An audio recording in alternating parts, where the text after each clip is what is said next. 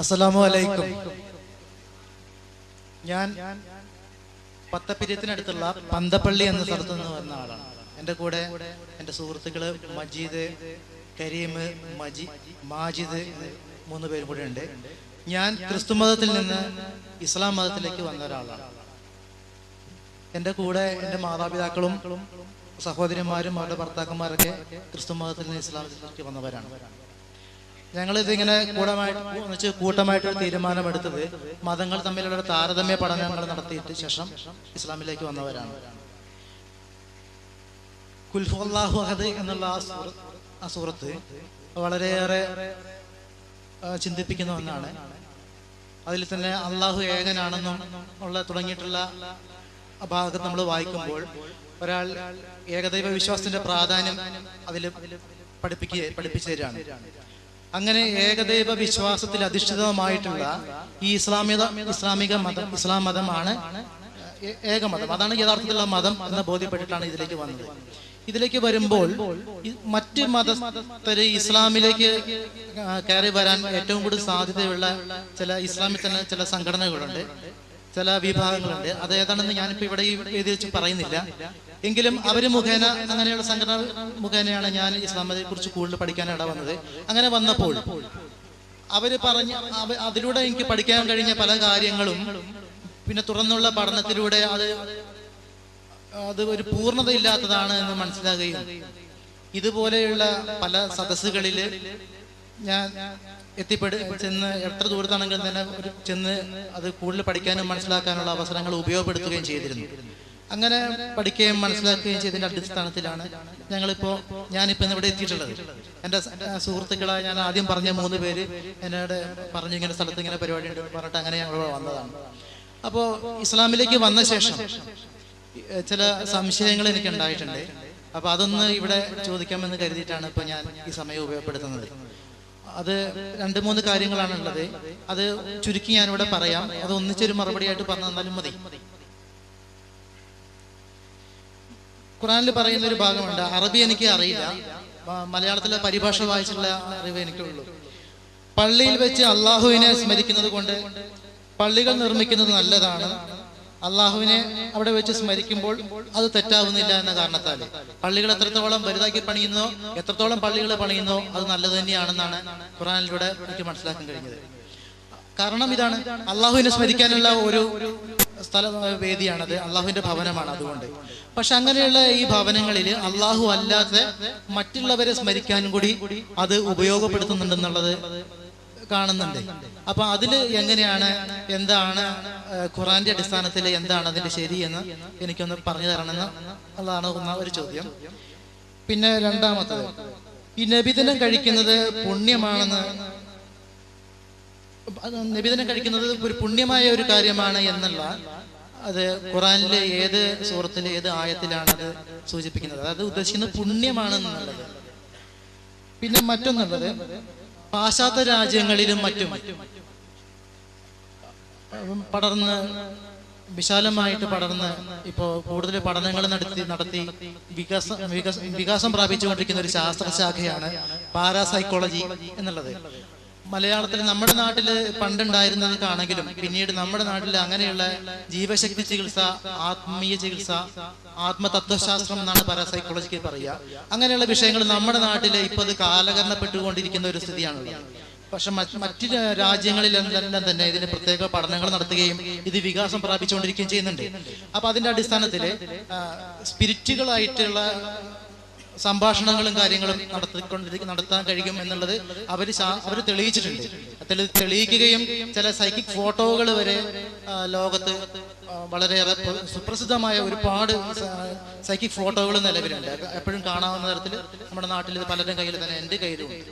അപ്പൊ ഇങ്ങനെയുള്ള സംഗതികളുള്ള ഉണ്ട്. അത് നമ്മുടെ ഇസ്ലാമിലുള്ള ചില സംഘടനകൾ പറയുന്നത് അതൊക്കെ തെറ്റാണ്, അങ്ങനെയൊന്നും ഇല്ല എന്ന് പറയുന്നുണ്ട്. ശാസ്ത്രീയമായിട്ട് തെളിയിക്കപ്പെട്ടിട്ടുണ്ട് താനും. അങ്ങനെയുള്ളപ്പോ ഇത് എങ്ങനെ ഖുറാന്റെ അടിസ്ഥാനത്തിൽ ഇത് ശരിയാണോ എന്നുള്ളത് എനിക്കൊന്ന് അറിയണം. അതെങ്ങനെയാണ്, എന്താണ് അതിനെക്കുറിച്ച് പറയാനുള്ളത്. പിന്നെ ജീവശക്തി ചികിത്സ, അതായത് വെള്ളം ചാർജ് ചെയ്ത് കൊടുത്തിട്ട് അത് ഉപയോഗപ്പെടുത്തി അത് എന്ത് കാര്യത്തിന് വേണമെങ്കിലും വെള്ളം ചാർജ് ചെയ്തിട്ട് ആ വെള്ളം ഉപയോഗപ്പെടുത്തി കഴിഞ്ഞാൽ രോഗം മാറ്റാമെന്ന് ശാസ്ത്രീയമായിട്ട് ഈ പാരസൈക്കോളജിയിൽ അത് ഒരുപാട് തെളിവുകളുണ്ട്. അങ്ങനെ മാറ്റാൻ കഴിയുന്നുണ്ട്. അതുപോലെ വെള്ളം ചാർജ് ചെയ്തിട്ട് മാത്രമല്ല, സ്പർശനത്തിലൂടെയും നോട്ടത്തിലൂടെയും ഒക്കെ ഇതുപോലെ രോഗങ്ങൾ മാറ്റാൻ കഴിയുന്നു, മറ്റു പലതും ചെയ്യാൻ കഴിയുന്നു എന്ന് ശാസ്ത്രീയമായിട്ട് തെളിയിക്കപ്പെട്ടിട്ടുണ്ട്. എന്നാൽ ഇസ്ലാമിലുള്ള ചില സംഘടനകളും വിഭാഗക്കാരൊന്നും ഇത് അംഗീകരിക്കുന്നില്ല. സുന്നികളാണെങ്കിൽ ഇങ്ങനെയുള്ള വിഷയങ്ങൾ അവർ അംഗീകരിക്കുന്നുണ്ട്. അത് എന്തുകൊണ്ടാണ്, അത് ഖുറാന്റെ അടിസ്ഥാനത്തിൽ അത് എങ്ങനെയാണ് അത് അങ്ങനെ കാണുന്നതെന്നുള്ളത് എനിക്ക് അറിയാൻ ആഗ്രഹമുണ്ട്. പിന്നെ മറ്റൊന്നുള്ളത്, അള്ളാഹു അല്ലാതെ മറ്റുള്ളവരെ വിളിച്ച് നമുക്ക് സഹായം തേടാം എന്നുള്ളതാണ് സുന്നി പ്രസ്ഥാനത്തിൽ പറയുന്നത്. അപ്പോ അള്ളാഹു അല്ല, ഈസ നബി ഒരുപാട് ആളുകളുടെ രോഗങ്ങൾ മാറ്റി കൊടുത്തായിട്ട് ബൈബിൾ പറയുന്നുണ്ട്. ഈസ നബിയുടെ സ്വന്തമായിട്ടുള്ള കഴിവ് കൊണ്ടല്ല, ഈസ നബി അപ്പോൾ അള്ളാഹുവിനെ അല്ലെങ്കിൽ ദൈവത്തെ വിളിച്ചിട്ട് അനുവാദത്തോടുകൂടി അള്ളാഹു കൊടുത്ത കഴിവോടുകൂടി ഈസ നബി ഒരുപാട് ആളുകളുടെ രോഗങ്ങൾ മാറ്റി കൊടുത്തത് ബൈബിളിൽ പറയുന്നുണ്ട്. അതുപോലെ തന്നെ നമ്മൾക്കും മറ്റുള്ള ഇസ്ലാമിൽ അള്ളാഹു അല്ലാത്ത മറ്റു പലരെയും വിളിച്ച് സഹായം തേടുന്ന നമുക്ക് ഈസ നബിയെ വിളിച്ചിട്ട് എന്തുകൊണ്ട് നമ്മൾ സഹായം തേടുന്നില്ല? അത് തെറ്റാകുന്നുണ്ടോ? അതെങ്ങനെയാണ്? അതിനെക്കുറിച്ച് അതൊന്നും അറിയാൻ ആഗ്രഹമുണ്ട്. ഉണ്ടെങ്കിൽ അത് ഏതിന്റെ അടിസ്ഥാനം, ഖുറാനിലെ ഏത് സൂറത്തിന്റെ ഏതിന്റെ ആയത്തിന്റെ അടിസ്ഥാനത്തിൽ നമുക്ക് അത് അംഗീകരിക്കാൻ കഴിയും? അംഗീകരിക്കാൻ കഴിയുന്നില്ലെങ്കിൽ അത് എന്തുകൊണ്ട്?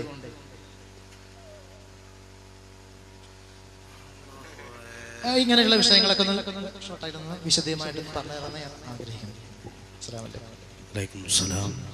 ഇസ്ലാമിന്റെ മഹിതമായ സൗന്ദര്യം ആസ്വദിച്ചുകൊണ്ട് മഹത്തായ തിരുദർശനത്തിലേക്ക് കുടുംബസമേതം എത്തിയ ആ പ്രിയപ്പെട്ട സുഹൃത്തിന് അല്ലാഹു സുബ്ഹാനഹു വ തആല നമുക്കും എല്ലാവിധ ഖൈറും ബറക്കത്തും ഐശ്വര്യവും അഭിവൃദ്ധിയും വർദ്ധിപ്പിച്ചു നൽകുമാറാവട്ടെ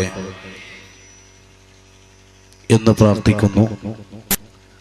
ഒരൊറ്റ ഊഴത്തിൽ 4-5 ചോദ്യങ്ങൾ ചോദിച്ചിട്ടുണ്ട്. വിഷയം വിശാലമാണ്, സമയം പരിമിതമാണ്. അതുകൊണ്ട് ചോദിച്ച സുഹൃത്തിന്റെ ചോദ്യങ്ങൾക്ക് ചുരുങ്ങിയ രൂപത്തിൽ മറുപടി പറയുകയാണ്. ഒന്നാമതായി, പള്ളി പണിയുക എന്നത് ഏറ്റവും പവിത്രമായൊരു വിഷയമാണെന്നും അതുപോലെ അതിനെ ഇമാറത്ത് ചെയ്യൽ ഏറ്റവും നല്ല കാര്യമാണ് എന്നും അവിടുന്ന് ഉണർത്തി. അത്തരം പള്ളികളിൽ അള്ളാഹുവിനെ ഇബാദത്തെടുക്കേണ്ട പള്ളികളിൽ മറ്റുള്ളവരെ കൂടെ അനുസ്മരിക്കേണ്ടതുണ്ടോ എന്നതാണ് ഒരു ചോദ്യം. അള്ളാഹുവിന് ദിക്റ് ചൊല്ലേണ്ട പള്ളികളിൽ മറ്റാരെയും അനുസ്മരിക്കരുത് എന്ന് പറഞ്ഞിട്ടില്ല. മുസ്ലിമീങ്ങളെ സംബന്ധിച്ചിടത്തോളം ഏതൊരു ഇബാദത്താണെങ്കിലും അള്ളാഹുവിനെ പറയുന്നതോടൊപ്പം നബി സല്ലല്ലാഹു അലൈഹി വസല്ലമ തങ്ങളെ പറയാറുണ്ട്. ഉടമയോടെടുക്കുന്ന കർമ്മങ്ങളിൽ ഏറ്റവും ശ്രേഷ്ഠകരമായ നിസ്കാരത്തിൽ ഒട്ടനവധി മഹത്തുക്കളെ അനുസ്മരിക്കാറുണ്ട് എന്നത് വസ്തുതയാണ്. ഇബ്രാഹിം നബി അലൈഹിസ്സലാം, അതുപോലെ തന്നെ അഷ്റഫുൽ ഖൽഖ് റസൂലുള്ളാഹി തങ്ങളെയൊക്കെ. ഇനിയൊരു പള്ളി നിർമ്മിക്കുമ്പോൾ ആ പള്ളിയിൽ തന്നെ മഹത്തുക്കളുടെ സ്മരണ നിലനിർത്തിയവരെ ആദരിക്കുക എന്നത് കാണാം. ലോകത്തുള്ള പള്ളികൾ പ്രയർ ഡയറക്ഷനായി തിരിച്ചു വെച്ച കഅബാലയം, ആ കഅബാലയത്തിലെ ഓരോ ഭാഗങ്ങൾ എടുത്താൽ ഹജറുൽ അസ്വദ് നബി സല്ലല്ലാഹു അലൈഹി വസല്ലമ തങ്ങളുടെയും അമ്പിയാക്കളുടെയും സ്മരണ പുതുക്കുന്നതാണ്. റളിയല്ലാഹു അൻഹു പറഞ്ഞു, നീ ഒരു കല്ലാണെന്ന് എനിക്കറിയാം, ഒരു കല്ല് എന്ന നിലക്ക് ഞാൻ ആദരിക്കുന്നില്ല, അള്ളാഹുവിന്റെ റസൂല് ചുംബിച്ചു ബറക്കത്തെടുത്തു എന്ന നിലക്കാണ് എന്ന.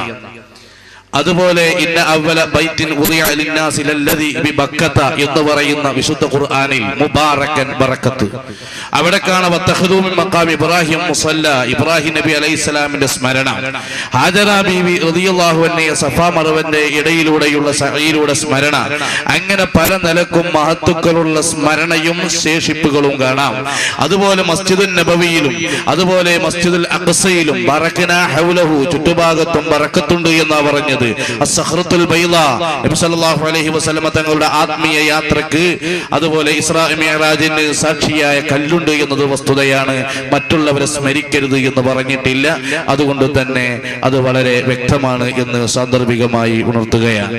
മറ്റൊന്ന് സുഹൃത്ത് ചോദിച്ചത്, നബിദിനത്തെ കുറിച്ചാണ്. നബി സല്ലല്ലാഹു അലൈഹി വസല്ലമ തങ്ങളെ കുറിച്ച് അവിടുത്തെ സന്തോഷം പ്രകടിപ്പിക്കുന്നതിനെ കുറിച്ചാണ്. വളരെ വ്യക്തമാണ്, ഒരു വ്യക്തിക്ക് ഒരു അനുഗ്രഹം കിട്ടിയാൽ ആ അനുഗ്രഹത്തിന്റെ പേരിൽ അനുഗ്രഹം ചെയ്ത യജമാനനായ റബ്ബിനോട് നന്ദി സന്തോഷമായി അറിയിക്കുക എന്നത്.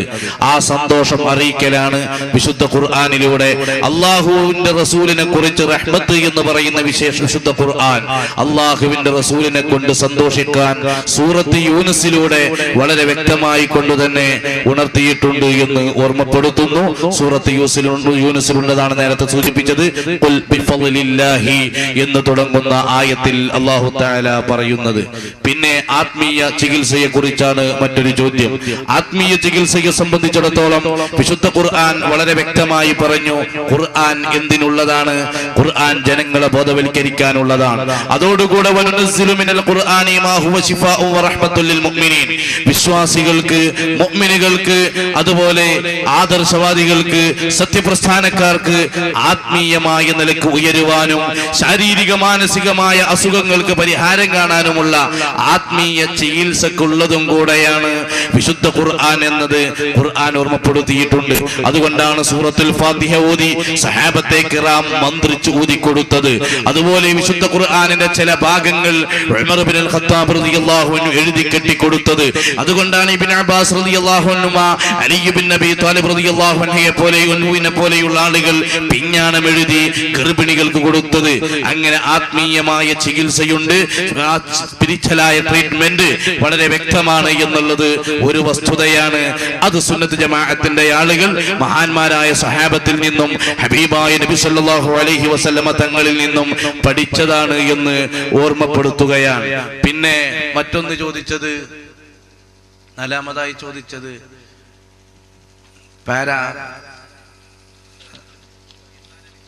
ഈസാ നബി അലൈഹിസ്സലാം. ഈസാ നബി അലൈഹിസ്സലാമിനെ കുറിച്ച് ഈസാ നബി അലൈഹിസ്സലാം ഒരുപാട് രോഗികൾക്ക് അള്ളാഹുവിന്റെ അനുമതിയോടുകൂടെ ശിഫ നൽകിയതുണ്ട്. അതുപോലെ അഷ്റഫുൽ ഖൽഖ് റസൂലുള്ളാഹി സ്വല്ലല്ലാഹു അലൈഹി വസല്ലമ തങ്ങളുടെ അടുക്കൽ ഒരുപാട് സഹാബത്തെ കിറാം വ്യത്യസ്ത വിഷയങ്ങൾ വന്നുകൊണ്ട് പറഞ്ഞു. അബൂ ഹുറൈറ റളിയല്ലാഹു അൻഹു മറവിക്ക് വേണ്ടി വന്നത് പറഞ്ഞത് ബുഖാരിയിലുണ്ട്. സലമത്തുൽ അക്ബർ റളിയല്ലാഹു അൻഹുവിന്റെ കാലിന്റെ മുറിയെ പറ്റി അത് അള്ളാഹുവിന്റെ റസൂലിനെ സമീപിച്ചത് ബുഖാരിയിലുണ്ട്.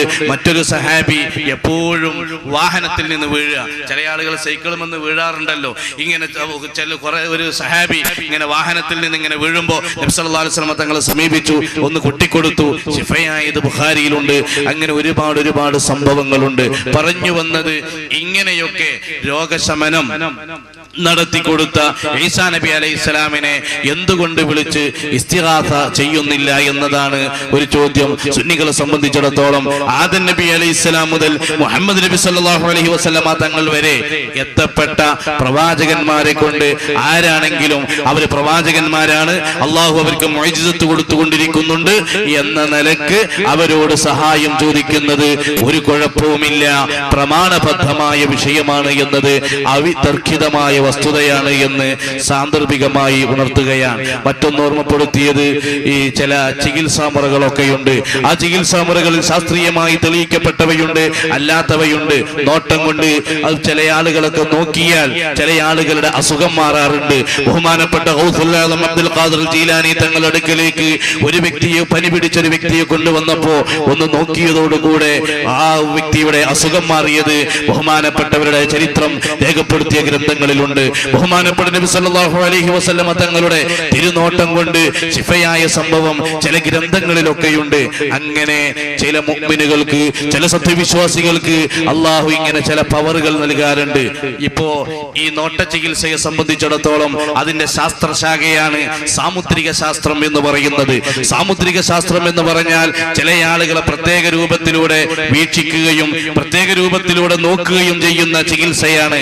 ആ ചികിത്സയുടെ ഒരു ഭാഗം എന്നോണമാണ് ചില ആളുകൾക്ക് അല്ലാഹു കൊടുക്കുന്നു, ഇത്തഖൂ ഫിറാസത്തൽ മുഅ്മിൻ ഫഇന്നഹു യൻദുറു മിൻ നൂരില്ലാഹ്. സത്യവിശ്വാസികളുടെ തിരുദർശനങ്ങളെ നിങ്ങൾ പരിഗണിക്കണം. അള്ളാഹു കൊടുത്ത പ്രത്യേകം ചില പവറാണ് എന്ന് പറഞ്ഞത് കാണാം. ഇമാം മാലിക് റളിയല്ലാഹു അൻഹു കാന ഇൻദഹു മിനൽ ഫിറാസ, ബഹുമാനപ്പെട്ടവർക്ക് ഇത്തരം കഴിവുണ്ടായിരുന്നു എന്ന് ചരിത്രത്തിൽ കാണാം. സൂറത്ത് ഹിജ്റിൽ ഇത് സംബന്ധമായി സൂചന നൽകുന്ന ഒരു ആയത്തുമുണ്ട്. പറഞ്ഞു വന്നത് ഇത്തരം വിഷയങ്ങളെ കുറിച്ച് ഗഹനമായ പഠനം ഇത്തരം ആളുകൾ നടത്താത്തത് കൊണ്ട് സംഭവിച്ച അപാകതകളാണ്. അതുകൊണ്ട് വിഷയങ്ങളൊക്കെ ഗഹനമായി പഠനം നടത്തുകയും വിഷയങ്ങളെ വസ്തുനിഷ്ഠമായി വിലയിരുത്തി നിങ്ങൾക്ക് ഇഷ്ടമുള്ളത്ര ചോദിച്ചുകൊള്ളൂ എന്ന് പറഞ്ഞ് ഇങ്ങനെ ഓപ്പൺ മുഖാമുഖം നടത്താൻ തന്റെ ഇടമുള്ള ആണത്തമുള്ള വിവരമുള്ള വിവേകമുള്ള ഒരൊറ്റ വഹാബിയും അല്ലാഹുവിന്റെ ദുനിയാവിൽ ജനിച്ചിട്ടില്ല, ഇനി ജനിക്കുകയുമില്ല എന്നത് ഒരു വസ്തുതയാണ് എന്റെ പ്രിയപ്പെട്ട സഹോദരന്മാരെ. അതുകൊണ്ട് വിഷയങ്ങൾ സമയം ഒരുപാട് വർദ്ധിച്ചു. ഏതായിരുന്നാലും പ്രധാനപ്പെട്ട ചില ചോദ്യങ്ങൾ ചോദിക്കുക. അല്ലാഹു തആല ബർക്കത്ത് നൽകുമാറാവട്ടെ. എനിക്ക് ഒരു സംശയം കൂടി ഉണ്ട്. അള്ളാഹു ഇലാഹാണെന്ന് നമ്മൾ കരുതിക്കൊണ്ട് ഒരാളോട് അല്ലെങ്കിൽ ഒരു ശക്തിയോട് നമ്മൾ സഹായം തേടുമ്പോൾ മാത്രമല്ലേ അത് ശിർക്കാവുകയുള്ളൂ? അല്ലാതെ അള്ളാഹു ഇലാഹ അല്ലാതെ മറ്റെന്തെങ്കിലും ഒരു ശക്തിയാണെന്ന് കണ്ടുകൊണ്ട് നമ്മൾ സഹായം തേടി കഴിഞ്ഞാൽ അത് ശിർക്കാവില്ലല്ലോ. പിന്നെ എന്തുകൊണ്ടാണ് ഇസ്ലാമിൽ തന്നെയുള്ള ചില സംഘടനകൾ അങ്ങനെ പറയാൻ കാരണം? പിന്നെ മറ്റൊന്ന്, ഈ ജാറത്തിനരികില് വിളക്ക് കത്തിക്കുന്ന സമ്പ്രദായങ്ങളുണ്ട്. അത് ഞാൻ മനസ്സിലാക്കിയെടുത്തോളം അത് അവരോടുള്ള ഒരു ബഹുമാന സൂചകമായിട്ടാണ് അത് ചെയ്യുന്നതെന്നാണ്. എന്നാൽ ഇസ്ലാമിലുള്ള മറ്റു സംഘടനകൾ പറയുന്നത് അവർ ആരാധിക്കുന്നുണ്ട് എന്നാണ് പറയുന്നത്. അങ്ങനെ ആരാധിക്കുന്നുണ്ടെങ്കിൽ അത് തെറ്റാണ് ഇസ്ലാമിന്റെ അടിസ്ഥാനത്തിൽ. പക്ഷെ ഞാൻ മനസ്സിലാക്കിയെടുത്തോളം അവിടെ ഇങ്ങനെയാണ് അവർ ബഹുമാന സൂചകമായി കാണിക്കുന്നതാണ് ഞാൻ മനസ്സിലാക്കിയിട്ടുള്ളത്. അത് എങ്ങനെയാണ്, എന്തുകൊണ്ടാണ് അവരത് തെറ്റാണെന്ന് പറയാൻ എന്താണെന്ന് എനിക്കറിയില്ല. അതൊന്ന് പറഞ്ഞു തരണം. അതില് കഴിഞ്ഞില്ലേ ചോദ്യങ്ങൾ? പിന്നെ വേറൊന്നുണ്ട്, ഖുർആൻ പാരായണം ചെയ്യുന്ന സ്ഥലങ്ങളില് ധൂപദീപങ്ങൾ ഉപയോഗപ്പെടുത്തുന്നത് തെറ്റാവുമോ? അത് നല്ലതല്ലേ? അതായത് കുന്തിരിക്കം പുകയ്ക്കുന്നതോ സാമ്പ്രാണി ഇങ്ങനെയുള്ള സാധനങ്ങൾ പുകയ്ക്കുന്നത് നല്ലതല്ലേ? പരിശുദ്ധയുടെ ഒരു അടയാളമല്ലേ അത്? അങ്ങനെ നമുക്ക് ഉപയോഗപ്പെടുത്തുന്നത് തെറ്റാണോ? അവസാനത്തിന് ആദ്യം മറുപടി പറയാം. സുഗന്ധദ്രവ്യം ഉപയോഗപ്പെടുന്നത് സുന്നത്താണ്. പരിശുദ്ധ ഖുർആൻ ഓതുന്ന ആളുടെ അത്തൊരു പൂശ അല്ലെങ്കിൽ നജസല്ലാത്ത മലിനമല്ലാത്ത ഈ സുഗന്ധം എന്തെങ്കിലുമൊക്കെ പൂശുകയോ കത്തിച്ചു വെക്കുകയോ ഉഴുതിൻ്റെ അത്തറൊക്കെ ഉണ്ട്, ഉഴുതൊക്കെ അതിന് പുകപ്പിക്കലാണ്. നല്ല പരിമളമുണ്ടാകും. അത് സുന്നത്താണ്. പരിശുദ്ധ ഖുർആൻ ഓതുമ്പോൾ അത് ചെയ്യൽ സാദാ സുന്നത്തിന് പുറമെ പ്രത്യേകം മത്ലൂബായ സുന്നത്തായ കാര്യമാണ്. അല്ലാന്ന് ആരെങ്കിലും പറഞ്ഞിട്ടുണ്ടെങ്കിൽ അജ്ഞത കൊണ്ട് പറയുകയാണ്. ഒന്ന്. പിന്നെ മറ്റൊരു കാര്യം നിലവിളക്കുമായി ബന്ധപ്പെട്ടതാണ്.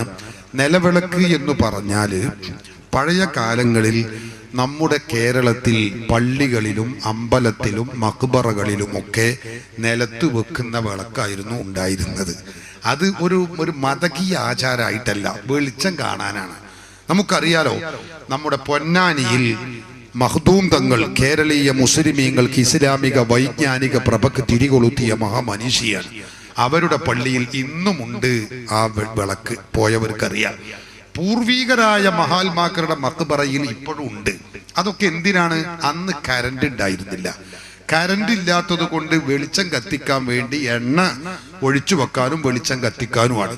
പിന്നെ ബറക്കത്തെടുക്കാൻ വരുന്ന ആളുകൾക്ക് ആ എണ്ണ ഒന്ന് തടവി ഒന്ന് മുഖത്തൊക്കെ ഒന്ന് ബറക്കത്തെടുക്കുകയാണെങ്കിൽ അതിനുമാവാം. ഇതാണ് അതിൻ്റെ ഉദ്ദേശം. ഇന്നിപ്പോ ആ കരണ്ട് യഥേഷ്ടം ഉണ്ടായത് കൊണ്ട് നമ്മൾ രാത്രി കാലങ്ങളിലൊക്കെയാണ് അത് കത്തിക്കുന്നത്. അതുകൊണ്ട് തന്നെ കരണ്ട് ഇല്ലാത്തപ്പോഴൊക്കെയാണ് കത്തിക്കാറുള്ളത്. ഇന്നും അതവിടെ വെക്കും. എന്തിനതിന് വെളിച്ചെണ്ണ മമ്പുറത്തൊക്കെ പോയാൽ കാണാം. അതിന് വെളിച്ചെണ്ണ ഒഴിച്ചും ബറക്കത്തിന് വേണ്ടി, അതിൽ പുണ്യമുണ്ട് എന്ന് കരുതിയിട്ട് ബറക്കത്തിന് വേണ്ടി ഉപയോഗിക്കുന്നതിന് തെറ്റൊന്നുമില്ല. ഖുർആൻ പറഞ്ഞതാണ്. മഹാത്മാക്കളുടെ മഖ്ബറയെ കുറിച്ച് ഖുർആൻ പറഞ്ഞു, സുബ്ഹാനല്ലദീ അസ്റാ ബി അബ്ദിഹി ലൈലൻ മിനൽ മസ്ജിദിൽ ഹറാമി ഇലൽ മസ്ജിദിൽ അഖ്സാ അല്ലദീ ബാറക്നാ ഹൗലഹു. ദീർഘമായ വിഷയമാണ്. പ്രവാചകരുടെ ഇസ്രാ മിഅ്റാജ് സംഭവം എല്ലാവർക്കും അറിയാം. റസൂലുള്ളാഹി തങ്ങൾ മക്കയിൽ നിന്ന് റസൂലുള്ളാഹി തങ്ങളെ മസ്ജിദുൽ അഖ്സ ബൈത്തുൽ മുഖദ്ദസിലേക്ക് കൊണ്ടുവന്നു.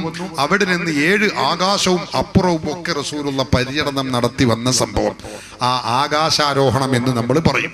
ആ പരിപാടിയെ കുറിച്ച് ഖുർആൻ പറഞ്ഞു, ഒരു നിസ്കാരം നിർവഹിച്ചാൽ 1,00,000 റക്അത്ത് നിസ്കാരം 1,00,000 നിസ്കാരം നിർവഹിച്ച കൂലിയാണ് മക്കത്തെ പള്ളിയിലുള്ളത്. അവിടുന്ന് റസൂലിനെ കൊണ്ടുവരുന്നത് എങ്ങോട്ടാ? ഫലസ്തീനിലെ ബൈത്തുൽ മുഖദ്ദസിലുള്ള മസ്ജിദുൽ അഖ്സയിലേക്കാണ്. ആ പള്ളിയിൽ ഒരു നിസ്കാരം നിർവഹിച്ചാൽ 500 റക്അത്ത് നിസ്കരിച്ച കൂലിയെ കിട്ടുള്ളൂ. മറ്റൊരു അഭിപ്രായം 1000 റക്അത്ത്. ഇനി കൂടുതലുള്ള 1000 നമ്മൾ പിടിക്കാം. 1000 റക്അത്ത് കിട്ടുന്നിടത്തേക്ക് കൊണ്ടുവരുന്നത് എവിടെന്നാ?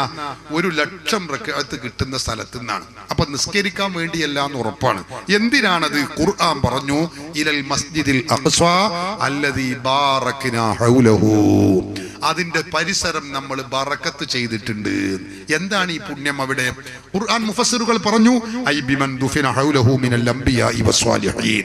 അവിടെ ചുറ്റുഭാഗത്തും മറവ് ചെയ്യപ്പെട്ട പുണ്യവാളന്മാർ, പ്രവാചകന്മാർ, സജ്ജനങ്ങൾ, അവരുടെ സാന്നിധ്യം കൊണ്ട് അനുഗ്രഹമായിട്ടുണ്ട്. അപ്പൊ മഹാത്മാക്കളുടെ മക്ബറകൾ ഉണ്ടെങ്കിൽ അതുകൊണ്ട് അവിടെ പരിസരത്ത് ബറക്കത്തുണ്ട് എന്നാണ് അതിന്റെ അർത്ഥം. ആ ബറക്കത്ത് എടുക്കാൻ വേണ്ടിയിട്ട് നമ്മൾ ഈ നീളമുള്ള ഈ നിലവിളക്ക് എന്ന് നമ്മൾ പറയും, അതിൽ എണ്ണ ഒഴിക്കും, അത് എടുക്കും, അതിന് കുഴപ്പമൊന്നുമില്ല. ആ നിലക്കാണ് നമ്മളിത് വെക്കുന്നത്. അതൊരു മതകീയ ചിഹ്നമായിട്ടല്ല, ഒരു ഹൈന്ദവ ആചാരമായിട്ടല്ല. അങ്ങനെയാകുമ്പോൾ അത് തെറ്റാവുകയും ചെയ്യും. അതിനെ എതിർക്കുന്ന ആളുകൾ ഈ തിരിച്ചറിവ് നഷ്ടപ്പെട്ടത് കൊണ്ടാണ് അവർ പറയുന്നത്. അറിവുണ്ടായിട്ട് കാര്യമില്ല, തിരിച്ചറിവുണ്ടാവണം. മുജാഹിദുകൾക്കും ജമാഅത്തെ ഇസ്ലാമിക്കും ഇല്ലാതെ പോയതും ഈ തിരിച്ചറിവാണ് എന്ന് ഇടയ്ക്ക് ഓർമ്മപ്പെടുത്തുകയാണ്. പിന്നെ മറ്റൊരു ചോദ്യം നിങ്ങൾ ചോദിച്ചത്, നമ്മൾ ദൈവമാണ് എന്ന് വിശ്വസിച്ചുകൊണ്ട് ചെയ്താലല്ലേ ഇത് ആരാധനയാവുകയുള്ളൂ, അല്ലാതെ ചെയ്താൽ തന്നെ പറ്റുകയില്ല എന്ന് മുസ്ലിം സംഘടനകൾ, സുന്നികളല്ലാത്തവർ പറയുന്നു എന്നതാണ് ചോദിച്ചത്. അത് സത്യത്തിൽ അവരുടെ ആദർശം പഠിക്കാത്തത് കൊണ്ടാണ്. ഇത് രണ്ടും മുജാഹിദുകളുടെ പുസ്തകമാണ്. കേരള നദുവത്തുൽ മുജാഹിദീൻ പുറത്തിറക്കിയ പുസ്തകം. ഒരു കാര്യം ആരാധനയാവുന്നത് എപ്പോഴാണ്? ഞാൻ പറയുന്നില്ല. നമ്മൾ സുന്നികളും മുജാഹിദുകളും ജമാഅത്തും തമ്മിലുള്ള തർക്കത്തിന്റെ അടിവേരറുക്കുന്ന ഗ്രന്ഥം ഈ മുജാഹിദിന്റെ മുഖപത്രം അൽബനാറാണ്. ഇതിൽ പറയുന്നത് കേട്ടോളൂ നിങ്ങൾ. അങ്ങേയറ്റത്തെ അനുസരണവും താഴ്മയും അടിമത്തവും ഒക്കെ തന്നെ ഇബാദത്താവണമെങ്കിൽ, അതായത് തൗഹീദിന് വിരുദ്ധമാവണമെങ്കിൽ അതിന്റെ പിന്നിൽ ദിവ്യത്വ സങ്കല്പവും ദൈവീകത ചാർത്തണം. തദനുസാരമുള്ള വിശ്വാസവും കൂടി ഉണ്ടായിരിക്കണമെന്ന് വരുന്നു. ഖുർആൻ വ്യാഖ്യാതാക്കൾ മുഴുവനും പല ശൈലികളിൽ ഇത് ഒരു നിബന്ധനയായി അംഗീകരിച്ചതു കാണാം. മുജാഹിദുകളാണ് പറയുന്നത്. അതായത് നമ്മൾ ഒരാളുടെ മഖബറയിൽ ചെന്നിട്ട് പ്രാർത്ഥിക്കുമ്പോ, അല്ലെങ്കിൽ ഒരാളോട് ആവശ്യപ്പെടുമ്പോ, ഒരാളുടെ മുമ്പിൽ വിനയം പ്രകടിപ്പിക്കുമ്പോ, താഴ്മ നടത്തുമ്പോ അത് അവർക്കുള്ള ആരാധനയാണ് എന്ന് പറയണമെങ്കിൽ എന്തു വേണം?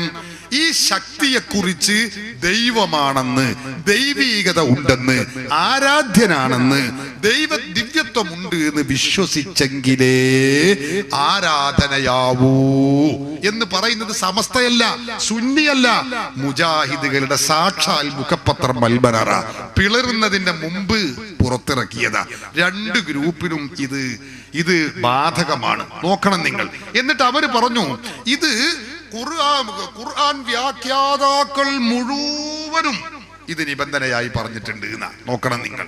പിന്നെ എങ്ങനെയാണ് സുന്നികളായ നമ്മൾ അസ്സലാത്തു വസ്സലാമു അലൈക യാ റസൂലല്ലാഹ്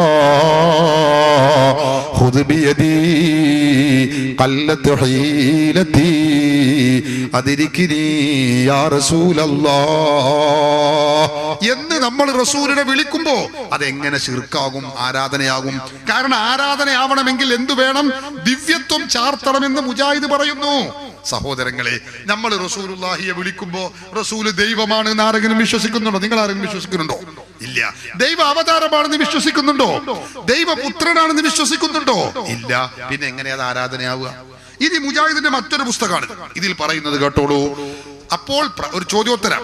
അപ്പോൾ പ്രാർത്ഥനയും സഹായാർത്ഥനയും തമ്മിൽ എന്താണ് വ്യത്യാസം?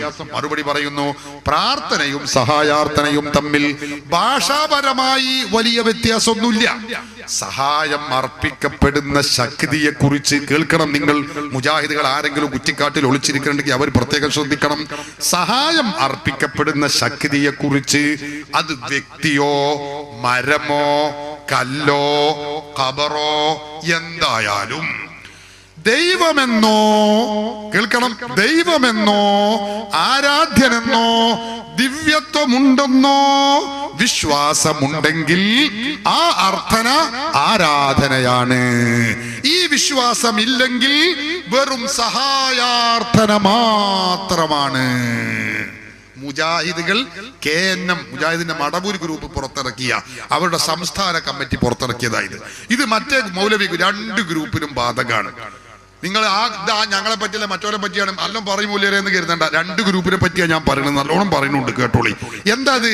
ഇവര് പറയുന്നത് ആരാധ്യനാണെന്നോ, ദൈവമാണെന്നോ, ദിവ്യത്വമുണ്ടെന്നോ അങ്ങനെ വിശ്വസിച്ചുകൊണ്ട് വിളിച്ചാലേ ആരാധനയാവൂ, ശിർക്കാവൂ. അപ്പൊ നമ്മള്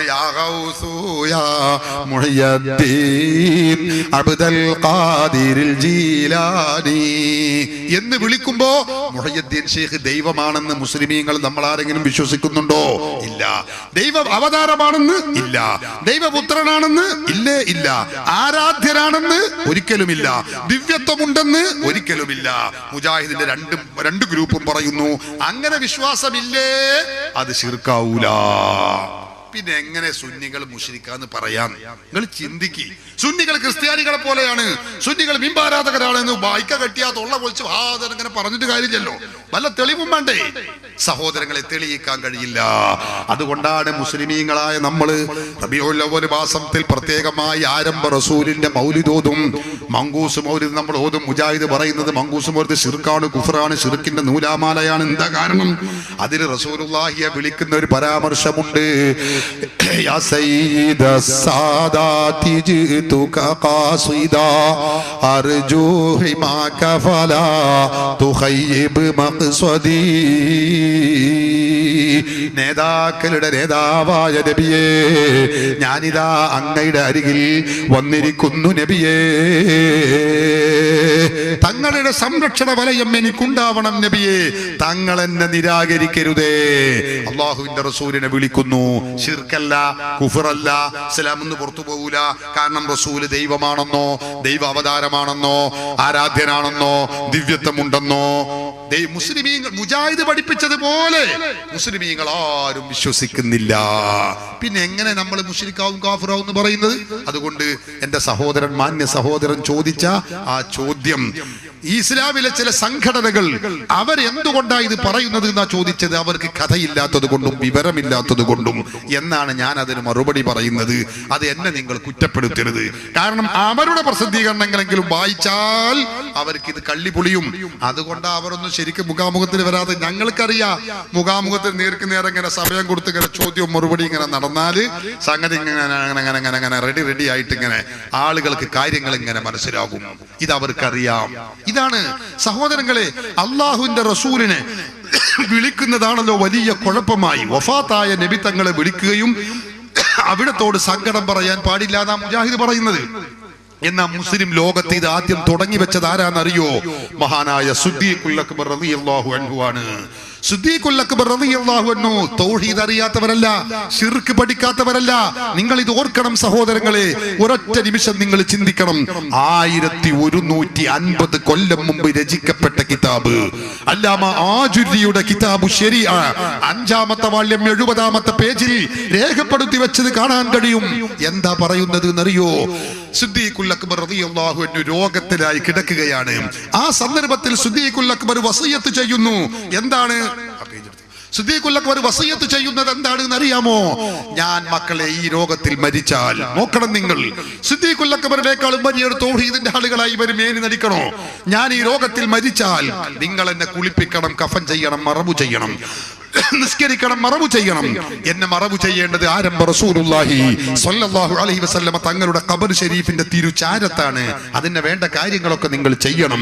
പക്ഷേ എന്റെ ജനാസയുമായി നിങ്ങൾ എടുത്ത് നിസ്കാരം കഴിഞ്ഞെടുത്ത് മറവു ചെയ്യാൻ വേണ്ടി കൊണ്ടുപോകുമ്പോ ആ സിദ്ദീഖുൽ അക്ബർ വസിയത്ത് ചെയ്യുന്നു, നിങ്ങൾ എന്റെ ജനാസ ഹബീബ് മുഹമ്മദുർ റസൂലുള്ളാഹി സ്വല്ലല്ലാഹു അലൈഹി വസല്ലമ തങ്ങളുടെ ഖബർ ഷരീഫിന്റെ ഖബർ ഷരീഫുള്ള റൂമിന്റെ വാതിലിന്റെ മുമ്പിൽ നിങ്ങൾ വെക്കണം.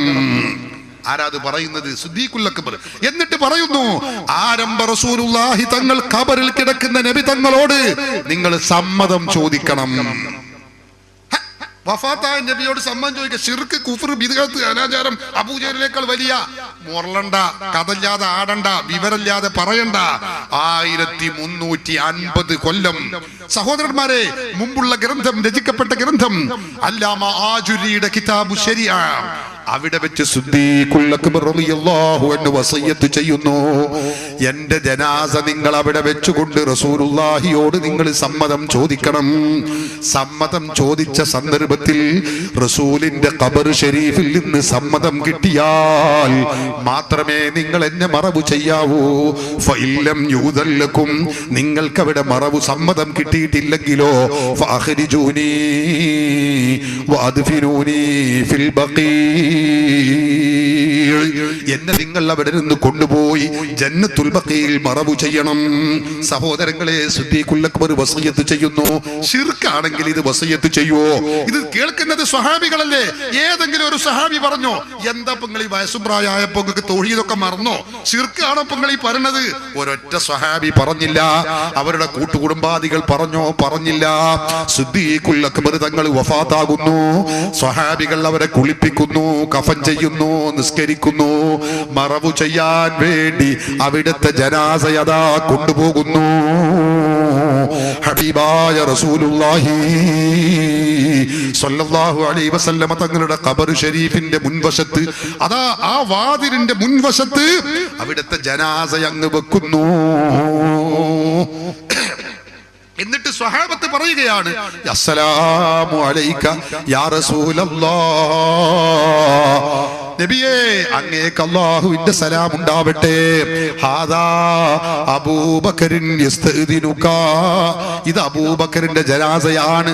അബൂബക്കർ തങ്ങളോട് സമ്മതം ചോദിക്കുന്നു നബിയേ. തങ്ങളുടെ ചാരത്ത് മറവു ചെയ്യാൻ സമ്മതം ചോദിക്കുന്നു. തങ്ങൾ സമ്മതിച്ചാലേ ഞങ്ങൾ അവിടെ മറവു ചെയ്യുകയുള്ളൂ, അല്ലെങ്കിൽ ഞങ്ങളോട് ജന്നത്തുൽ ബഖീൽ കൊണ്ടുപോയി മറവു ചെയ്യാനാണ് വസിയ്യത്തുള്ളത് എന്നങ്ങ് പറഞ്ഞപ്പോൾ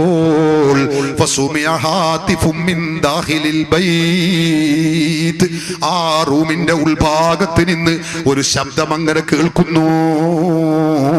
എന്താണെന്നോ, അദ്ഖിലുൽ ഹബീബ ഇലൽ ഹബീബ് ഫഇന്നൽ ഹബീബ ഇലൽ ഹബീബി മുഷ്താഖ്. ഹബീബായ എന്റെ ഹബീബായ സിദ്ദീഖിനെ അവരുടെ ഹബീബായ എന്റെ ചാരത്തേക്ക് നിങ്ങൾ പ്രവേശിപ്പിക്കണേ. ഹബീബും ഹബീബും തമ്മിൽ സംഗമിക്കാൻ കൊതിയാകുന്നു. അങ്ങനെ ഒരു ശബ്ദം അങ്ങനെ കേൾക്കുന്നു. ആ റൂം അങ്ങനെ മലർക്കെ തുറക്കുന്നു. സ്വഹാബികൾ മഹാനായ സിദ്ദീഖുൽ അക്ബർ റളിയല്ലാഹു അൻഹുവിന്റെ ജനാസ അവിടെ മറവു ചെയ്യുന്നു. 1150 കൊല്ലം മുമ്പ് രചിക്കപ്പെട്ട അല്ലാമ ആജുരിയുടെ കിതാബു ശരിയ നോക്കിക്കോളൂ. 5-ാമത്തെ വാള്യം 70-ാമത്തെ പേജിൽ കാണാം.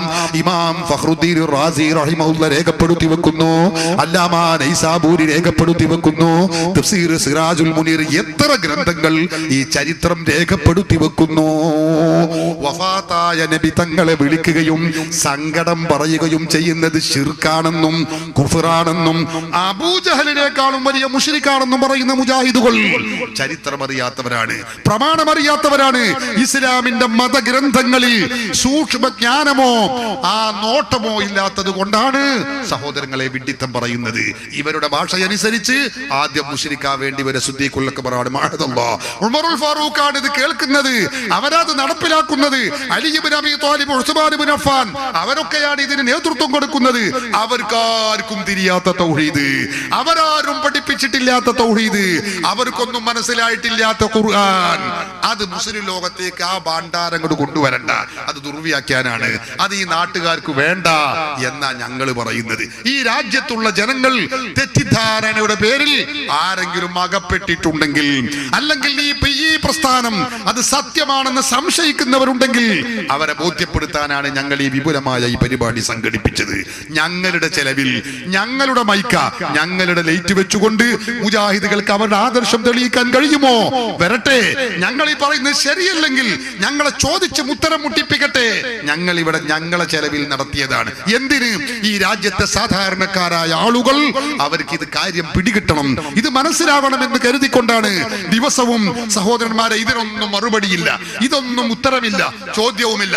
എന്നിട്ട് നാളെയായി കാളമൂത്ര പ്രസംഗം പോലെ ഒരാൾ വന്ന് ഗ്രൗണ്ടിലേക്ക് നോക്കി ഇങ്ങനെ പ്രസംഗിക്കുക, അതെല്ലാവർക്കും കഴിയും. കഴിയും. അതിന് ആഫീസിൽ നിന്ന് കിട്ടിയ ഷീട്ടുമായി വന്നാൽ മതി. റേഡിയോ ശൈലി അങ്ങോട്ടൊന്ന് ചോദിക്കാൻ പാടില്ല, മുണ്ടാൻ പാടില്ല, പറയാൻ പാടില്ല. അല്ല, ഞങ്ങളുടെ നിലപാട് സുതാര്യമാണ്. ഈ രാജ്യത്തെ ജനങ്ങളെ നിങ്ങൾ പുകമറ സൃഷ്ടിക്കരുത്. ഈ രാജ്യത്തെ ജനങ്ങളെ സംശയാലുക്കളാക്കരുത്. പരിശുദ്ധ ഖുർആനും തിരു സുന്നത്തും മുന്നിൽ വെച്ച് പ്രമാണബദ്ധമായിട്ടുള്ള വിശകലനങ്ങളാണ് ഇവിടെ നടക്കുന്നത്. സഹോദരങ്ങളെ, ഞങ്ങളെ സംബന്ധിച്ചിടത്തോളം 100,000 ഈ സമൂഹത്തിന് ഉപകരിക്കുന്ന, രാഷ്ട്രത്തിന് ഉപകരിക്കുന്ന ഒട്ടേറെ പ്രവർത്തന പദ്ധതികളുമായി മുന്നേറിക്കൊണ്ടിരിക്കുന്നവരാണ്. എന്റെ സുഹൃത്ത് റഷീദ് സഖാഫി ഇന്ന് മറ്റൊരു പ്രസംഗം കഴിഞ്ഞ് ഇവിടെ വരികയാണ്. എല്ലാവർക്കും അത്യാവശ്യം ഇതുമായി ബന്ധപ്പെട്ട തിരക്കുകളുണ്ട്. നിങ്ങൾ ഇത് മനസ്സിലാക്കണം. അതിനിടക്ക് വളരെ ശ്രമകരമായ ദൗത്യത്തിലൂടെ ഞങ്ങൾ ഈ പരിപാടി ഇവിടെ ശ്രമിച്ചത്, സംഘടിപ്പിച്ചത് ഈ രാജ്യത്തെ ജനങ്ങൾ സത്യം മനസ്സിലാക്കാനാണ്. അതുകൊണ്ട് ഇവിടെയുള്ള ആളുകൾ, സാധാരണക്കാരോട് ഞാൻ പറയുന്നു, ഈ ജനങ്ങളെ പുകമറ സൃഷ്ടിക്കുന്ന ഈ പ്രവണത നടത്തുന്ന കക്ഷികൾ ആരാണെന്ന് ജനങ്ങൾ മനസ്സിലാക്കണം. ഈ രാജ്യത്തെ ജനങ്ങൾ, ഈ സത്യം പഠിച്ചിട്ടുള്ള വിശ്വാസികൾ ഇത്തരക്കാരെ ജനകീയ വിചാരണ ചെയ്യുമെന്ന കാര്യത്തിൽ ഞങ്ങൾക്ക് സംശയമില്ല. ഞങ്ങൾ ഈ നടത്തുന്ന ഈ കോഴ്സ് ഇതൊരു പഠനവേദിയാണ്, ഇതൊരു കോഴ്സാണ്. ഇത് പൂർത്തിയായാൽ ഈ കേൾക്കുന്ന സാധാരണക്കാർ വരെ മുജാഹിദിന്റെ വലിയ വലിയ മൗലവിമാരെ ഇരുത്താനും ചോദ്യം ചെയ്യാനും കഴിയും എന്ന ശുഭപ്രതീക്ഷ ഞങ്ങൾക്കുണ്ട്. ഞങ്ങൾ സത്യമാണ് പറയുന്നത്, ഞങ്ങൾ ഉദ്ധരിക്കുന്നത് പ്രമാണമാണ്, രേഖകളാണ്. കളവ് പറയേണ്ട കാര്യം ഞങ്ങൾക്കില്ല. മുജാഹിദുകളെ സംബന്ധിച്ച് ഞാനിപ്പോൾ അതിലേക്ക് കടക്കുന്നില്ല. കളവ് പറയലും കളവ് പറയൽ മത്സരം നടത്തിയതും നമ്മുടെ മുമ്പിലുള്ളതാണ്. അതുകൊണ്ട് സത്യം നിങ്ങൾ യഥാവിധി ദീൻ അഹ്ലുസുന്ന വൽ ജമാഅത്ത് മാത്രമാണ്. ഈ ലോകത്ത് ഭൗതിക പ്രതാപത്തിന്റെയും പണത്തിന്റെയും പിന്നിൽ മാത്രം നിന്നാൽ പോരാ. ആഖിറമെന്ന പാരത്രിക ലോകമുണ്ട്. അവിടെ നമ്മൾ കഷ്ടപ്പെടാതെ എന്നുമെന്നും സ്വർഗത്തിൽ നമുക്ക് ജീവിക്കണം. അതിന് അഹ്ലുസുന്ന വൽ ജമാഅത്ത് മാത്രമേ പരിഹാരമുള്ളൂ. അല്ലാഹു തൗഫീഖ് ചെയ്യട്ടെ. പറഞ്ഞപ്പോൾ കുറച്ച് നീണ്ടുപോയതാണ്. ചോദ്യം തുടരുന്നു. എൻ്റെ പേര് അബു വാണിയമ്പലം. എനിക്ക് മയ്യത്ത് നിസ്കാരത്തിലെ പ്രാർത്ഥനയെ പറ്റിയൊരു സംശയമാണ്.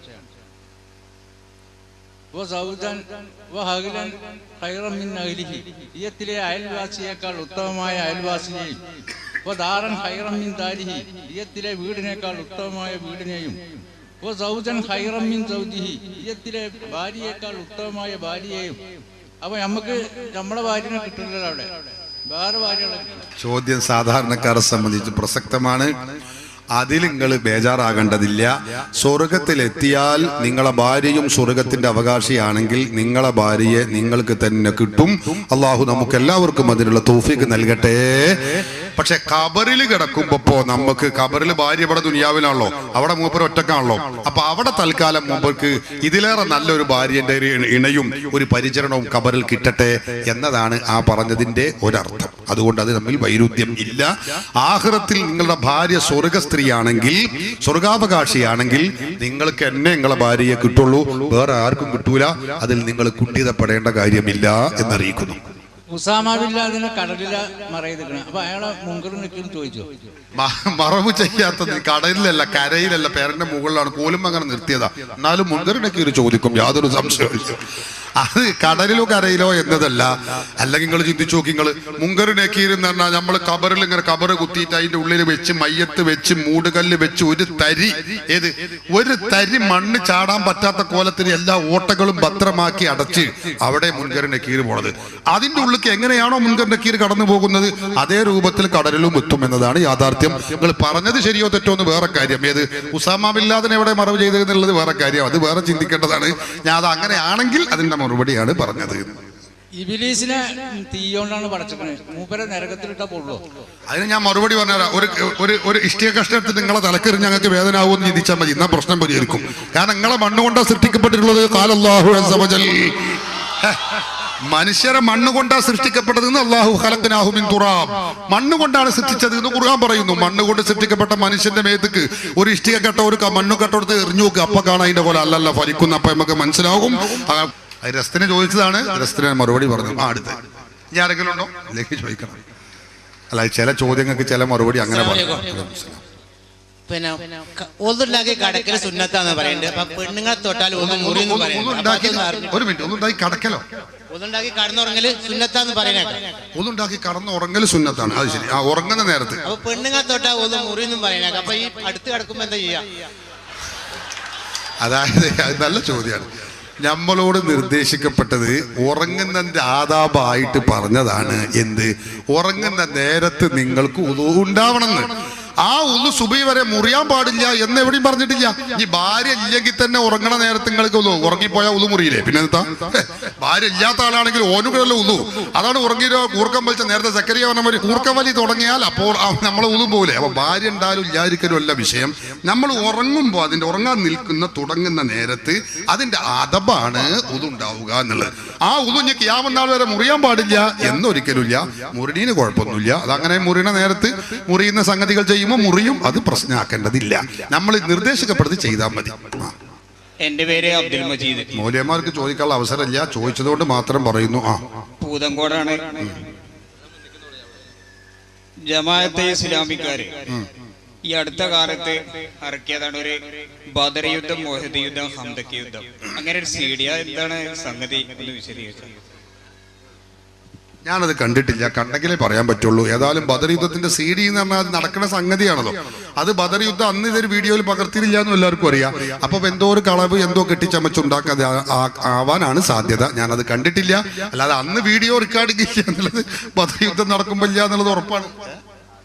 ഖാദിയാനികളാണ് ആദ്യം ഇറക്കിയതെന്ന് റഷീദ് സക്കാഫി പറഞ്ഞു. ഞാനത് കണ്ടിട്ടില്ല. അതുകൊണ്ട് അതിന്റെ യാഥാർത്ഥ്യം അതാണ്. അതുകൊണ്ട് അതിന്റെ യഥാർത്ഥത്തിൽ ഉള്ളതല്ല, അത് വെറുതെ പ്രതീകാത്മകമായി അവരുണ്ടാക്കിയതാണ്. ജമാഅത്തെ ഇസ്ലാമിയുടെ അത്തരം പ്രവർത്തനങ്ങളിലൊന്നും വഞ്ചിതരാകരുത് എന്നുകൂടി ഓർമ്മപ്പെടുത്തുന്നു. ഞാൻ ഈ നാട്ടുകാരനാണ്. ഉസ്താദ് ഇവിടെ വമൻ യുശാഖിഖില്ലാഹ വറസൂല മിൻ ബഅദി മാ തബയ്യന ലഹുൽ ഹുദാ വയത്തബിഅ മാ ഗൈറ സബീലിൽ മുഅ്മിനീന നുവല്ലിഹി മാ തവല്ല വനുസ്ലിഹി ജഹന്നമ വസഅത് മസ്ീറ എന്ന ആയത്ത് ഓതിയതിനു ശേഷം ഉസ്താദ് പറഞ്ഞു, മുജാഹിദുകളുടെ അമലുകളെല്ലാം ബാത്തിലാണ്, മുജാഹിദുകളുടെ അമല് മുഴുവൻ നിഷ്ഫലമാണ് എന്നുള്ള രീതിയിൽ സംസാരിച്ചു. ഉസ്താദ് വിശുദ്ധ ഖുർആനിലുള്ള ഇന്നല്ലദീന ആമനു വല്ലദീന ഹാദു വന്നസ്വാറ വസ്വാബിഈന മൻ ആമന ബില്ലാഹി വൽ യൗമിൽ ആഖിരി വഅമല സ്വാലിഹൻ ഫലാ ഖൗഫുൻ അലൈഹിം വലാ ഹും യഹ്സനൂൻ. ഈ ആയത്തിന്റെ അർത്ഥം ഒന്ന് സാധാരണക്കാർക്ക് മനസ്സിലാക്കാൻ ഒന്ന് പറയണമെന്ന്. വേണ്ട. ഒന്നാമത് നിങ്ങൾ ആദ്യം ഓതിയ ആയത്ത് തെറ്റാണ് എന്നാണ് ഒന്നാമത് പറയാനുള്ളത്. വമൻ യുശാഖിഖിർ റസൂല മിൻ ബഅദി എന്നാണ്. വമൻ യുശാഖിഖില്ലാഹ എന്നല്ല, അത് തെറ്റാണ്. അതുകൊണ്ട് അത് തിരുത്തണം. ആയത്തായതുകൊണ്ട് തിരുത്തുകയാണ്. അത് അങ്ങോട്ടും ഇങ്ങോട്ടൊക്കെ ചിലപ്പോൾ പറ്റും, അത് പ്രശ്നമല്ല. ഒന്ന്, ആ ആയത്തിന്റെ അടിസ്ഥാനത്തിൽ ഞാൻ പറഞ്ഞത് മാത്രമല്ല, ഹബീബായ മുഹമ്മദുർ റസൂലുള്ളാഹി സ്വല്ലല്ലാഹു അലൈഹി വസല്ലമ തങ്ങൾ പറഞ്ഞതാണ്, ലാ യഖ്ബലുല്ലാഹു മിനൽ മുബ്തദിഈ, പുത്തൻ പ്രസ്ഥാനക്കാരനായ ആളുകളിൽ നിന്ന് അള്ളാഹു സ്വീകരിക്കൂല സ്വലാത്തൻ വലാ സകാത്തൻ വലാ സിയാമൻ വലാ നുസുക്കൻ വലാ സർഫൻ വലാ അദ്ല, അവന്റെ ഒരു അമലും സ്വീകരിക്കൂല. അത് വെറുതെയാണ് എന്ന് ഞാൻ പറഞ്ഞതല്ല, അള്ളാഹുവിന്റെ ഹബീബ് മുഹമ്മദുർ റസൂലുള്ളാഹി സ്വല്ലല്ലാഹു അലൈഹി വസല്ലമ തങ്ങൾ പറഞ്ഞ ഹദീസാണ് ഞാൻ ഓർമ്മപ്പെടുത്തിയത്. ഇനി നിങ്ങൾക്ക് എന്താ വേണ്ടത്? ഏതായത്തിന്റെ അർത്ഥം വെക്കേണ്ടത് പറയും. രണ്ടാമത് ഞാൻ ഓതിയല്ലോ, ഇന്നല്ലദീന എനിക്ക് ഞാൻ ആഫിലല്ല, അതുകൊണ്ട് ഞങ്ങൾ ഇങ്ങനെ വായിച്ചവൻ ഞാൻ പോയി തരാം. ഇന്നല്ലദീന ആമനു, അങ്ങനെയാണോ? ഇന്നല്ലദീന ആമനു, നിശ്ചയം സത്യവിശ്വാസികൾ, ജൂതന്മാർ, ക്രിസ്ത്യാനികൾ, ക്രിസ്ത്യാനികളിൽപ്പെട്ട സ്വാബിഈ വിഭാഗത്തിന്റെ ആളുകൾ, ഈ പറഞ്ഞ മുഅ്മിനുകളല്ലാത്ത ക്രിസ്ത്യാനികളും ജൂതന്മാരും സ്വാബിഈങ്ങളുമായ ആളുകളിൽ നിന്ന് അള്ളാഹുവിനെ കൊണ്ടും വിശ്വസിക്കേണ്ട മറ്റു കാര്യങ്ങളെ കൊണ്ടും ഒക്കെ വിശ്വസിക്കുന്ന ആളുകൾ. അതിന്റെ അർത്ഥം വെച്ചു, വിശ്വസിക്കേണ്ട കാര്യങ്ങൾ അള്ളാഹുവിനെ കൊണ്ടും ഖിയാമത്ത് നാൾ എന്ന് പറഞ്ഞാൽ വിശ്വസിക്കേണ്ട കാര്യങ്ങളൊക്കെ വിശ്വസിക്കുന്ന ആളുകൾ. അത് മാത്രല്ല, കാരണം അള്ളാഹുലും അന്ത്യത്തിലും മാത്രം വിശ്വസിച്ചാൽ മുസ്ലിം ആവൂല. അതാ ഞാൻ പറഞ്ഞത്. അതിന്റെ അർത്ഥം ഞാൻ വെച്ചു കഴിഞ്ഞു. വിശ്വസിക്കാൻ അള്ളാഹുവിനുള്ള വിശ്വാസം മുതൽ വിശ്വസിക്കേണ്ട മുഴുവൻ കാര്യങ്ങളിലും വിശ്വസിക്കേണ്ട ആളുകൾ എന്നിട്ട് പറയും. അല്ല വെറും അള്ളാഹുലും അദ്വൈതത്തിന് മാത്രം വിശ്വസിച്ചാൽ മതിയോ? മലക്കളെ കൊണ്ട് വിശ്വാസമില്ല, മുർസലിങ്ങളെ കൊണ്ട് വിശ്വാസമില്ല, മറ്റേതൊന്നും ഇല്ലാതെ അത് പറ്റൂല. അതിന്റെ അർത്ഥം അതാണ്. നിങ്ങൾ ഈ പരിഭാഷ മാത്രം വായിച്ചിട്ടാണ് വായിക്കി. അതിന്റെ അടുത്ത് എന്നിട്ട് അമലിനെ നന്നാക്കിയ ആളുകളുടെ പ്രതിഫലത്തെ നമ്മൾ നഷ്ടപ്പെടുത്തൂല. അമലിനെ നഷ്ടപ്പെടുത്തൂല. അമല് നന്നാക്കണം. അപ്പൊ തന്നെ മനസ്സിലായി മുജാഹിദ് ആവാൻ പറ്റൂല. നോക്കിങ്ങള്. അല്ല അല്ല അതെ, അതാണ് അതന്നെ അതന്നെയാണ് അതല്ല അതന്നെ.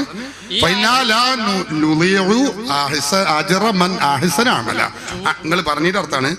ആയത്തിന്റെ ബാക്കിയാണോ അതല്ലെന്ന് എനിക്കറിയില്ല. നിങ്ങൾ ഓതിയന്റെ അർത്ഥമാണ് ഞാൻ പറഞ്ഞത്. അമൽ നന്നാക്കിയ കൂട്ടരുണ്ട്, അവരുടെ പ്രതിഫലത്തെ നമ്മൾ നഷ്ടപ്പെടുത്തൂല എന്ന് അള്ളാഹു പറയുന്നു. അവിടെ തന്നെ ഞാൻ പറഞ്ഞത് മുജാഹിദുകൾ മുബത്തദിഉകൾ അമല് നന്നാക്കിയവരല്ല, അതുകൊണ്ട് അള്ളാഹു അത് കൂട്ടൂല. വളരെ ക്ലിയർ ആയി. ജൂതന്മാരും ക്രിസ്ത്യാനികളോ ഓലൊന്നും കൂട്ടൂല. അപ്പോ അള്ളാഹ് പറയുന്നു, അള്ളാഹ് പറഞ്ഞു അവരൊന്ന് വിശ്വസിച്ച് സൽക്കർമ്മങ്ങൾ ചെയ്ത ആളുകളാണ്. അതല്ലേ രസം. അല്ലാഹുവിലും അന്ത്യദിനത്തിലും മാത്രം വിശ്വസിച്ചുകൊണ്ട് ആർക്കും കിട്ടൂല. അത് നിങ്ങൾ മുജാഹിദ് മൗലവിമാര് പറ്റിക്കണതല്ലേ. ഒരാൾ അള്ളാഹുവിൽ വിശ്വസിച്ചു അന്ത്യത്തിൽ മാത്രം വിശ്വസിച്ചു കൂരിട്ടോ കിട്ടേ ഇല്ല. പിന്നെന്താ അല്ല, അതുകൊണ്ട് ഒരു കാര്യമില്ല. ഒരു അള്ളാഹുവിലും പിന്നെ അന്ത്യത്തിൽ മാത്രം വിശ്വസിച്ചു, ഓൻ കുറച്ച് അമലുസാരിയത്വം ചെയ്തു, ഒരു കാര്യമില്ല. അള്ളാഹു സ്വീകരിക്കണ പ്രശ്നേ ഇല്ല. പിന്നെന്താ പറഞ്ഞതിന്റെ അർത്ഥം? അള്ളാഹുവിൽ വിശ്വസിച്ചു. അത് വിശ്വാസ കാര്യങ്ങളിൽ ആദ്യത്തേതും അവസാനത്തേതുമാണ് പറഞ്ഞത്. ഈ ആഫീസിൽ നിന്ന് കിട്ടുന്ന സീട്ട് തന്നെ മൗലവിമാര് പറ്റിച്ച് വഹിച്ചു തരാങ്ങളെ. അതുകൊണ്ടാണ് അത് നിങ്ങൾ മനസ്സിലാക്കണം. ആദ്യ വിശ്വാസം അള്ളാഹു, പിന്നെ അവസാനത്തെ കാര്യം ഖിയാമത്ത്, അത് രണ്ടും പറഞ്ഞിട്ടുള്ളൂ. അപ്പൊ അതിന്റെ ഇടയിലുള്ളത് മുഴുവനും പെട്ടു. ഏതുപോലെ മശ്രിഖ് മുതൽ മഗ്രിബ് വരെ. എന്താ അതിന്റെ അർത്ഥം? മശ്രിഖിലും മഗ്രിബിലും മാത്രമല്ല, അതിന്റെ ഉള്ളിലുള്ള മുഴുവനുമാണ് എന്നതുപോലെ ആദ്യത്തെ അവസാനത്തെയും പറഞ്ഞു. അപ്പൊ അതിന്റെ അർത്ഥം എന്താ? വിശ്വസിക്കേണ്ട മുഴുവൻ കാര്യങ്ങളും വിശ്വസിച്ചു. അങ്ങനെയുള്ള വിശ്വാസികൾ അവർക്ക് അള്ളാഹു പ്രതിഫലം കൊടുക്കും, ഒരു കുഴപ്പമില്ല. പക്ഷെ അവിടെയാണ് നമ്മളെ പ്രശ്നം. അമല് നന്നാക്കിയ കൂട്ടർ. ഏതായി നന്നാക്കുക? അത് ഖുർആൻ പറഞ്ഞു, മുഅ്മിനീങ്ങൾ നിലനിന്നു വന്ന ആ പാരമ്പര്യവും ആദർശവും അത് മുറുകെ പിടിച്ചു. അവരെ അമല് നന്നാക്കിയവർ അവർക്ക് അല്ലാഹു പ്രതിഫലം കൊടുക്കും. അതിൽ നിന്ന് തെറിച്ചു പോയവരോ അത് നരകത്തിൽ, ജഹന്നം, അവനെ നമ്മൾ നരകത്തിൽ പ്രവേശിപ്പിക്കും. അല്ലാഹുവിന്റെ ഖുർആൻ പഠിപ്പിക്കുന്നു. ഞാൻ പറഞ്ഞതല്ല, ഖുർആനും സുന്നത്തുമാണ് ഞാനിവിടെ പറഞ്ഞിട്ടുള്ളത്. അര ഇഞ്ച് പുറകോട്ട് പോയിട്ടില്ല, പറഞ്ഞിടത്ത് ഉറച്ചു നിൽക്കുന്നു. ഏത് ഖുർആനിക സൂക്തം കൊണ്ടുവന്നാലും അത് ഇതിനെതിരാവുകയും ഇല്ല. കാരണം ഇത് പഠിപ്പിച്ചത് ഹബീബുനാ മുഹമ്മദുർ റസൂലുള്ളാഹി സ്വല്ലല്ലാഹു അലൈഹി വസല്ലം തങ്ങളാണ്. അതുകൊണ്ട് നിങ്ങളോ നിങ്ങളെ പോലത്തെ സാധുക്കളോ മുജാഹിദിൽ പെട്ടിട്ടുണ്ടെങ്കിൽ പടച്ചവനെ വിചാരിച്ച് അമൽ സ്വർഗത്തിൽ പോകണോ, വേഗം മുജാഹിദിന് രാജിവെക്കാൻ സമയമായിട്ടുണ്ട് എന്നാ ഞങ്ങൾക്ക് പറയാനുള്ളത്. ഒറ്റപ്പെടുന്നതിന് മുമ്പ് നിങ്ങൾ രക്ഷപ്പെട്ടോളൂ, അല്ലെങ്കിൽ ആഖിറത്തിൽ വിരൽ കടിക്കേണ്ടി വരും. ഈ കാണുന്ന വലിയ ജനസഞ്ചയത്തെ സാക്ഷി നിർത്തി ഞങ്ങൾ ഈ കാര്യം, ഈ രാജ്യത്തെ വിശ്വാസികളും ഇസ്ലാമിക പ്രവർത്തകരും നിങ്ങൾ ഉൾപ്പെടെയുള്ള, നിങ്ങൾ എന്ന് പറഞ്ഞാൽ ഞാൻ ഉദാഹരണമാണ്, ഇവിടെയുള്ള മുജാഹിദുകളെ മുഴുവനും ഞങ്ങൾ പറയുന്നു, ആഖിറത്തിൽ വിരൽ കടിക്കാതിരിക്കാൻ ഇതാ ഇവിടത്തെ ഇസ്ലാമിക പ്രവർത്തകന്മാർ ഈ സത്യം നിങ്ങളുടെ മുമ്പിൽ തുറന്നടിച്ചിരിക്കുന്നു. നിങ്ങൾക്ക് നാളെ ആഖിറത്തിൽ രക്ഷപ്പെടാൻ കഴിയില്ല. അതുകൊണ്ട് ഒറ്റപ്പെടുന്നതിന് മുമ്പ് രക്ഷപ്പെടാൻ എല്ലാവരും ശ്രമിക്കണം. മുജാഹിദുകളോട് പ്രത്യേകിച്ച് എന്റെ വസിയ്യത്താണ് എന്ന് കൂടി ഓർമ്മപ്പെടുത്തും. ഒരു സംശയം കൂടിയുണ്ട്. ഈ അള്ളാഹുവിലും അന്ത്യദിനത്തിലും എന്നുള്ളത് ആദ്യത്തതും അവസാനത്തതും ആണ് എന്ന് പറഞ്ഞു. ഇത് ആദ്യമാണ് അവസാനമാണ് എന്നുള്ളത് ഖുർആനിൽ നിന്ന് അല്ലെങ്കിൽ ഹദീസിൽ നിന്നോ പ്രാമാണികമായിട്ടുള്ള തഫ്സീറുകളിലുള്ളതാ. നിങ്ങൾ ഈ പരിഭാഷ മാത്രം വായിച്ചിട്ടുള്ള കുഴപ്പമാണ്. എല്ലാ തഫ്സീറിലുണ്ട്, ഒന്നിന് മാത്രമല്ല. ഇനി ഞാൻ ഉദാഹരണം പറയുന്നത് സഹീഹ് മുസ്ലിമാണ്, ഞാൻ കേൾപ്പിച്ചു തരാം, കേട്ടോളൂ. റസൂലുള്ളാഹി സ്വല്ലല്ലാഹു അലൈഹി വസല്ലം തങ്ങൾ ഒന്നാമത്തെ കാര്യം പറഞ്ഞല്ലോ, എന്ത് മൻ ആമന ബില്ലാഹി, അള്ളാഹുവിനെ കൊണ്ട് വിശ്വസിക്കുക. അള്ളാഹുവിന്റെ റസൂൽ ഇങ്ങനെ ഒരു പറഞ്ഞപ്പോ റസൂൽ ചോദിച്ചു, മറ്റൊരു ഹദീസാണ് സംഭവം, അവിടെ ചോദിക്കും അതദറൂനമൽ ഈമാനു ബില്ലാഹി വഹദ, എങ്ങനെയാണ് അള്ളാഹുവിനെ കൊണ്ട് സ്വന്തമായി വിശ്വസിക്കുക എന്ന് പറഞ്ഞാൽ എന്താ നിങ്ങൾക്ക് തിരിയോ? ഖാലു, സഹാബത്ത് പറഞ്ഞു, അല്ലാഹു വറസൂലു അല, ഞങ്ങൾക്കറിയില്ല. ഖാല, അപ്പോൾ റസൂലുള്ളാഹി സ്വല്ലല്ലാഹു അലൈഹി വസല്ലം തങ്ങൾ പറയാണ്, അല്ലാഹുവിനെ കൊണ്ട് വിശ്വസിക്കുക എന്ന് പറഞ്ഞതിന്റെ അർത്ഥം ഷഹാദത്തു അല്ലാ ഇലാഹ ഇല്ലല്ലാഹ് വ അന്ന മുഹമ്മദർ റസൂലുള്ളാഹ്. ഇതൊക്കെ ഉൾപ്പെട്ടതാണ് അല്ലാഹുവിനെ കൊണ്ട് വിശ്വസിക്കുക. വെറും അല്ലാഹുവിൽ ഇങ്ങനെ വിശ്വസിക്കുക എന്നല്ല. അതാ ഞാൻ പറഞ്ഞത്, ഷഹാദത്തു അല്ലാ ഇലാഹ ഇല്ലല്ലാഹ് മാത്രല്ല, വ അന്ന മുഹമ്മദർ റസൂലുള്ളാഹ് വ ഇഖാമിസ് സ്വലാഹ് വ ഈതാഇസ് സക്കാത്ത് വ സൗമി റമളാൻ വ അൻ തുഅദ്ദു ഖംസൻ മിനൽ മഗ്നമി. റസൂലുള്ളാഹി ദീർഘമായ ഹദീസ്, ഇമാം മുസ്ലിം ഉദ്ധരിക്കുന്ന ഹദീസ്. അപ്പൊ കണ്ടോ, ഇത് ഞങ്ങളെ പോക്കറ്റിൽ നിർത്തല്ല, ഞങ്ങൾ ഇതൊക്കെ പഠിച്ചിട്ടല്ലേ വരുന്നത്. മുജാഹിദുകൾ ഈ ആഫീസിൽ നിന്നിട്ട് സീറ്റ് മാത്രമല്ലേ ഒരുക്കി വരുള്ളൂ. ഞാൻ കുറ്റപ്പെടുത്തല്ല കേട്ടോ, നിങ്ങളല്ല, മുജാഹിദ് മൗലവിമാരെ ഞാൻ കുറിച്ചാണ് ഞാൻ പറഞ്ഞത്. ഒരു കഥയില്ല. ആഫീസിൽ നിന്നിട്ട് ഷീറ്റിലുണ്ടാവും റസൂൽ ജനിച്ച റമളാനിലാണ്, അത് ഇവിടെ കൊടുത്താണ് ഛർദ്ദിക്കും റമളാനിലാകുന്നു. പിന്നെ അതിന്റെ വരുമ്പറായി എന്താ അത് നോക്കാറില്ല. ഇതാണ് ഇവിടുത്തെ അവസ്ഥ. ഞങ്ങൾ ഇത് പ്രമാണങ്ങൾ ഇതൊക്കെ പഠിച്ചിട്ടാണ് 10-12 കൊല്ലം ദർസിൽ പഠിച്ച്, പിന്നെ ഞങ്ങൾക്ക് പണി തന്നെയാണ്. ഞങ്ങളെ പവർ പറഞ്ഞത് എല്ലാവരും ഉസ്താമാരൊക്കെ അങ്ങനെ തന്നെയാണ്. അപ്പൊ അതുകൊണ്ട് ഞങ്ങളൊരു കാര്യം പഠിച്ചിട്ടേ പറയുള്ളൂ. അറിയാത്ത കാര്യം അറിയില്ല എന്ന് പറയും. അതിനിപ്പോ ഒരു മടിയൊന്നുമില്ല. നമുക്ക് എല്ലാ ദുനിയാവിലുള്ള എല്ലാ കാര്യവും നമുക്കറിയും, അറിയില്ല. അറിയാത്ത കാര്യം അറിയില്ല എന്ന് പറയാന്നല്ലാതെ ഖുർആനെയും സുന്നത്തിനെയും ദുർവ്യാഖ്യാനിക്കുന്ന പരിപാടി ഭൂഷണമല്ല. ഇത് സഹീഹ് മുസ്ലിമിൽ ഹദീസാണ്, നിങ്ങൾക്കും നോക്കാവുന്നതാണ്. മുഹിയുദ്ദീൻ മാല ചൊല്ലല് ബർക്കത്താണല്ലോ, കൂലിയുള്ള കാര്യമാണെന്ന് സുന്നികൾ പറയുന്നത്. അപ്പോൾ മുജാഹിദ് നേതാവ് ഉമർ മൗലവിന്റെ പേരിൽ കിട്ടിയ മാല ചൊല്ലൽ സുന്നത്താവുക? അതുപോലെ തന്നെ ഒരു സദസ്സിൽ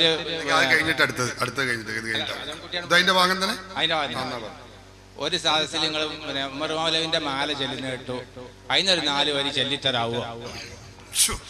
ഇതൊക്കെ ഞങ്ങൾക്ക് സദസ് ആള് മാറിപ്പോയത്. അത് മുജാഹിദിന്റെ മുഖാമുഖം, അത് സുന്നിയാളെ മുഖാമുഖമാണ്. വല്ല കഥയുണ്ടെങ്കിലൊക്കെ ഇതൊക്കെ ആഫീസിൽ അങ്ങോട്ട് ചോദിക്കണം, എന്താ മുജാഹിദുകൾ മാല ഇറക്കിയിട്ട് പറ്റുമോ എന്ന് ചോദിച്ചതൊക്കെ പറയാതിരിക്കാൻ പറ്റൂല വെച്ചിട്ട് ഞാൻ പറഞ്ഞുതരാം. നമ്മളെയൊക്കെ സുന്നിന്റെ മാലയുണ്ട്, മുജാഹിദിന്റെ മാലയുണ്ട്, എല്ലാം മാലയുണ്ട്. ഇവിടെ എന്റെ കയ്യിലുണ്ട് 5 വക ശറഫാക്കപ്പെട്ട മൗലിദ് കിതാബാകുന്നു. അപ്പൊ ഞാൻ വലിയ ആവേശത്തിൽ കോഴിക്കോട് നിന്ന് ഒരു ബുക്ക് സ്റ്റാളിൽ നിന്ന് വാങ്ങി നോക്കുമ്പോ ഇത് ശറഫാക്കപ്പെട്ട 5 വക മൗലിദ് കെ ഉമർ മൗലിയുടെ പേരുള്ള മൗലിദ് കിതാബാകുന്നു. സുന്നിയുടെ മൗലിദല്ലതേ. അപ്പൊ എന്താ അവരിത് റസൂലുള്ളാഹി സ്വല്ലല്ലാഹു അലൈഹി വസല്ലം തങ്ങളുടെ പേരിൽ മൗലിദ് കഴിക്കാൻ പറ്റൂല, ആണ്ട് കഴിക്കാൻ പറ്റൂല, മൗലിദ് ഒന്നും മാലയൊന്നും പറ്റൂല. എന്നാ മുജാഹിദുകൾക്കോ അവരുടെ നേതാവിന്റെ മാല കഴിക്കുന്നത് കുഴപ്പമില്ല. എന്നിട്ട് അതിനെ പിടിച്ച് ന്യായീകരിക്കുക. നിങ്ങൾ ചിന്തിക്കണം സഹോദരന്മാരെ, കെ എം മൗലവി അന്തരിച്ചപ്പോ നിങ്ങൾ ഓർക്കണം, അയാളെ കുറിച്ച് പറയുന്നത് എന്താണെന്നറിയോ നിങ്ങൾ? സുബ്ഹാനല്ലാഹ്, അയാളെ കുറിച്ച് പറയാ ഫനജ്മൻ ളാഅ ഫീ ദുലുമാതി ജഹ്ലി വബദ്റൻ ഫീ ദുജാ ബിദഇൽ ഗുലാതി. കെ മൗലവി എന്ന് പറഞ്ഞ ബദർ പൂർണ്ണ ചന്ദ്രനായിരുന്നു. നോക്കണങ്ങള് നമ്മളെ മങ്കൂസ് മൗലിദിൽ അന്ത തത്ലഉ ബൈനനാ ഫിൽ കവാകിബി കൽബുദൂർ ബൽ വാശറഫു മിൻഹു യാ സയ്യിദി ഖൈറൻ നബി. അങ്ങനെ ചൊല്ലിയ വലിയ കുഴപ്പാ. മങ്കൂസ് മൗലിദ് ശിർക്ക് ബിദ്അത്ത് അനാചാരം. എന്തായാലും പറഞ്ഞത് നക്ഷത്രങ്ങൾക്കിടയിൽ പൂർണ്ണ ചന്ദ്രനെ പോലെയാണ് നബിയെ അവിടുത്തെ ഉദയം എന്നാ നമ്മൾ റസൂലിനെ പറ്റി പറഞ്ഞത്. അത് ചൊല്ലാൻ പറ്റൂല. പിന്നെ കെ എം മൗലവിയെ കുറിച്ച് എന്ത് പറയാ? ഫനജ്മൻ ളാഅ ഫീ ദുലുമാതി ജഹ്ലി വബദ്റൻ ഫീ ദുജാ ബിദഇൽ ഗുലാതി. കെ എം മൗലവി അത് ബദറായിരുന്നു, പൂർണ്ണ ചന്ദ്രനായിരുന്നു. മൂപ്പരെ പറ്റി പറഞ്ഞാ തൗഹീദ്, റസൂലുള്ളാഹിനെ പറ്റി പറഞ്ഞാ അത് പറ്റൂല, നരകത്തേക്ക്. ഇരിക്കട്ടെ, ഞാൻ പറഞ്ഞത് നിങ്ങൾ ഉമർ മൗലവിയെ അന്തരിച്ചപ്പോ ഉമർ മൗലവിയെ കുറിച്ച് മുജാഹിദുകൾ മാലയും ഇറക്കി മൗലിദും ഇറക്കി. അതല്ല ആദ്യം ഞാൻ നിങ്ങൾ ചോദിച്ചതിന്റെ അപ്പുറം കുറച്ച് സിയാദത്ത് കൂടി തരാം. നിങ്ങൾ മാല ചോദിച്ചോളൂ, ഞാൻ മൗലിദ് കൂടിയും പറഞ്ഞുതരാം. എന്താ ഉമർ മൗലവി അന്തരിച്ചപ്പോ മൗലിദ് പറഞ്ഞ അതാണല്ലോ. ആദ്യം ഒരു ഹദീസ് ഉണ്ടാവും, പിന്നെ ഒരു ബെയ്ത്ത് ഉണ്ടാവും. നമ്മൾ സുബ്ഹാനല്ലദീ യത്റാ ഫീ ശഹ്രി റബീഉൽ അവ്വൽ ഖമറ നബിയിൽ ഹുദാ അങ്ങനെ പറഞ്ഞിട്ട് പിന്നെ അന്തദത്തുലഉ ബൈനനാ കുറച്ച് പാട്ട്. ഇങ്ങനെയാണ് അതിന്റെ സംഗതി. എന്നാൽ ഉമർ മൗലവിയെ കുറിച്ചും അതേ കൂട്ടത്തിൽ അത്തൗഹീദ് മാസിക, മുജാഹിദിന്റെ മാസികയാണ്, 2004 ജനുവരി ലക്കത്തിൽ ഇറങ്ങിയ മാസികയിൽ കാണാം. കണ്ടോ, ആദ്യ ഹദീസ് കാന ശൈഖ് ഉമർ അഹ്മദ് മലൈമാരി ദാഇയതൻ കബീറൻ കറസ ഹയാതു ലിഖിദ്മത്തിദ്ദീൻ വആലിമൻ ജരിയൻ ജാഹദ ബിൽ ലിസാനി വൽ ഖലമി അദാ അൽ ഹഖിദൂന അൻ യഖാഫ ലൗമത ലായിം വലാ യഖ്ലഉ ലിൽ മലായികതി വൽ മുദാഹന വകാന ഹമ്മുൽ അലാ ഫിൽ ഹയാതി റഫഅ റായത്തി തൗഹീദി ഫീ കുല്ലി നാഹിയ എന്ന് പറഞ്ഞ് വിശദമായ മൗലിദ്. അതങ്ങ് കഴിഞ്ഞപ്പോ അപ്പൊ തുടങ്ങി മുജാഹിദ് മൗലവിയുടെ മാലകൾ ഇങ്ങനെ, അല്ല മാലല്ല, അതിന്റെ അസൽ ബൈത്ത് മൗലിദാണ്. അതിലിങ്ങനെ വിശദമായ മൗലിദുകൾ ഇങ്ങനെ പറയാണ്. മാ കുന്തു ആമുലു റിഹലതം മിൻ ദാരി മിൻ ബഅദി മർകബി കല്ലഖീരി മദാരി. ഇത് പറഞ്ഞ് വിശദമായ മൗലിദ്. അതിൽ കാണാ അല്ലാഹു അംബത നബാതൻ സ്വാലിഹാ മുതനസ്സിഹൻ അൻ കുല്ലി ഫിസ്ഖിൻ സാരി. ഉമർ മൗലവി എന്ന് പറഞ്ഞ ആരാന്നറിയോ നിങ്ങൾ? യാതൊരു കറയും പുരളാതെ അള്ളാഹു പരമപരിശുദ്ധമായ രൂപത്തിൽ ഭൂമിയിൽ നിന്ന് മുളപ്പിച്ചതാകുന്നു. നമ്മളെന്തല്ല പരിശുദ്ധമായ പന്നിമാംസം നോക്കിയിട്ടില്ല നിങ്ങൾ എന്നതുപോലെ പരിശുദ്ധമായ രൂപത്തിൽ മുളപ്പിച്ചതാകുന്നു.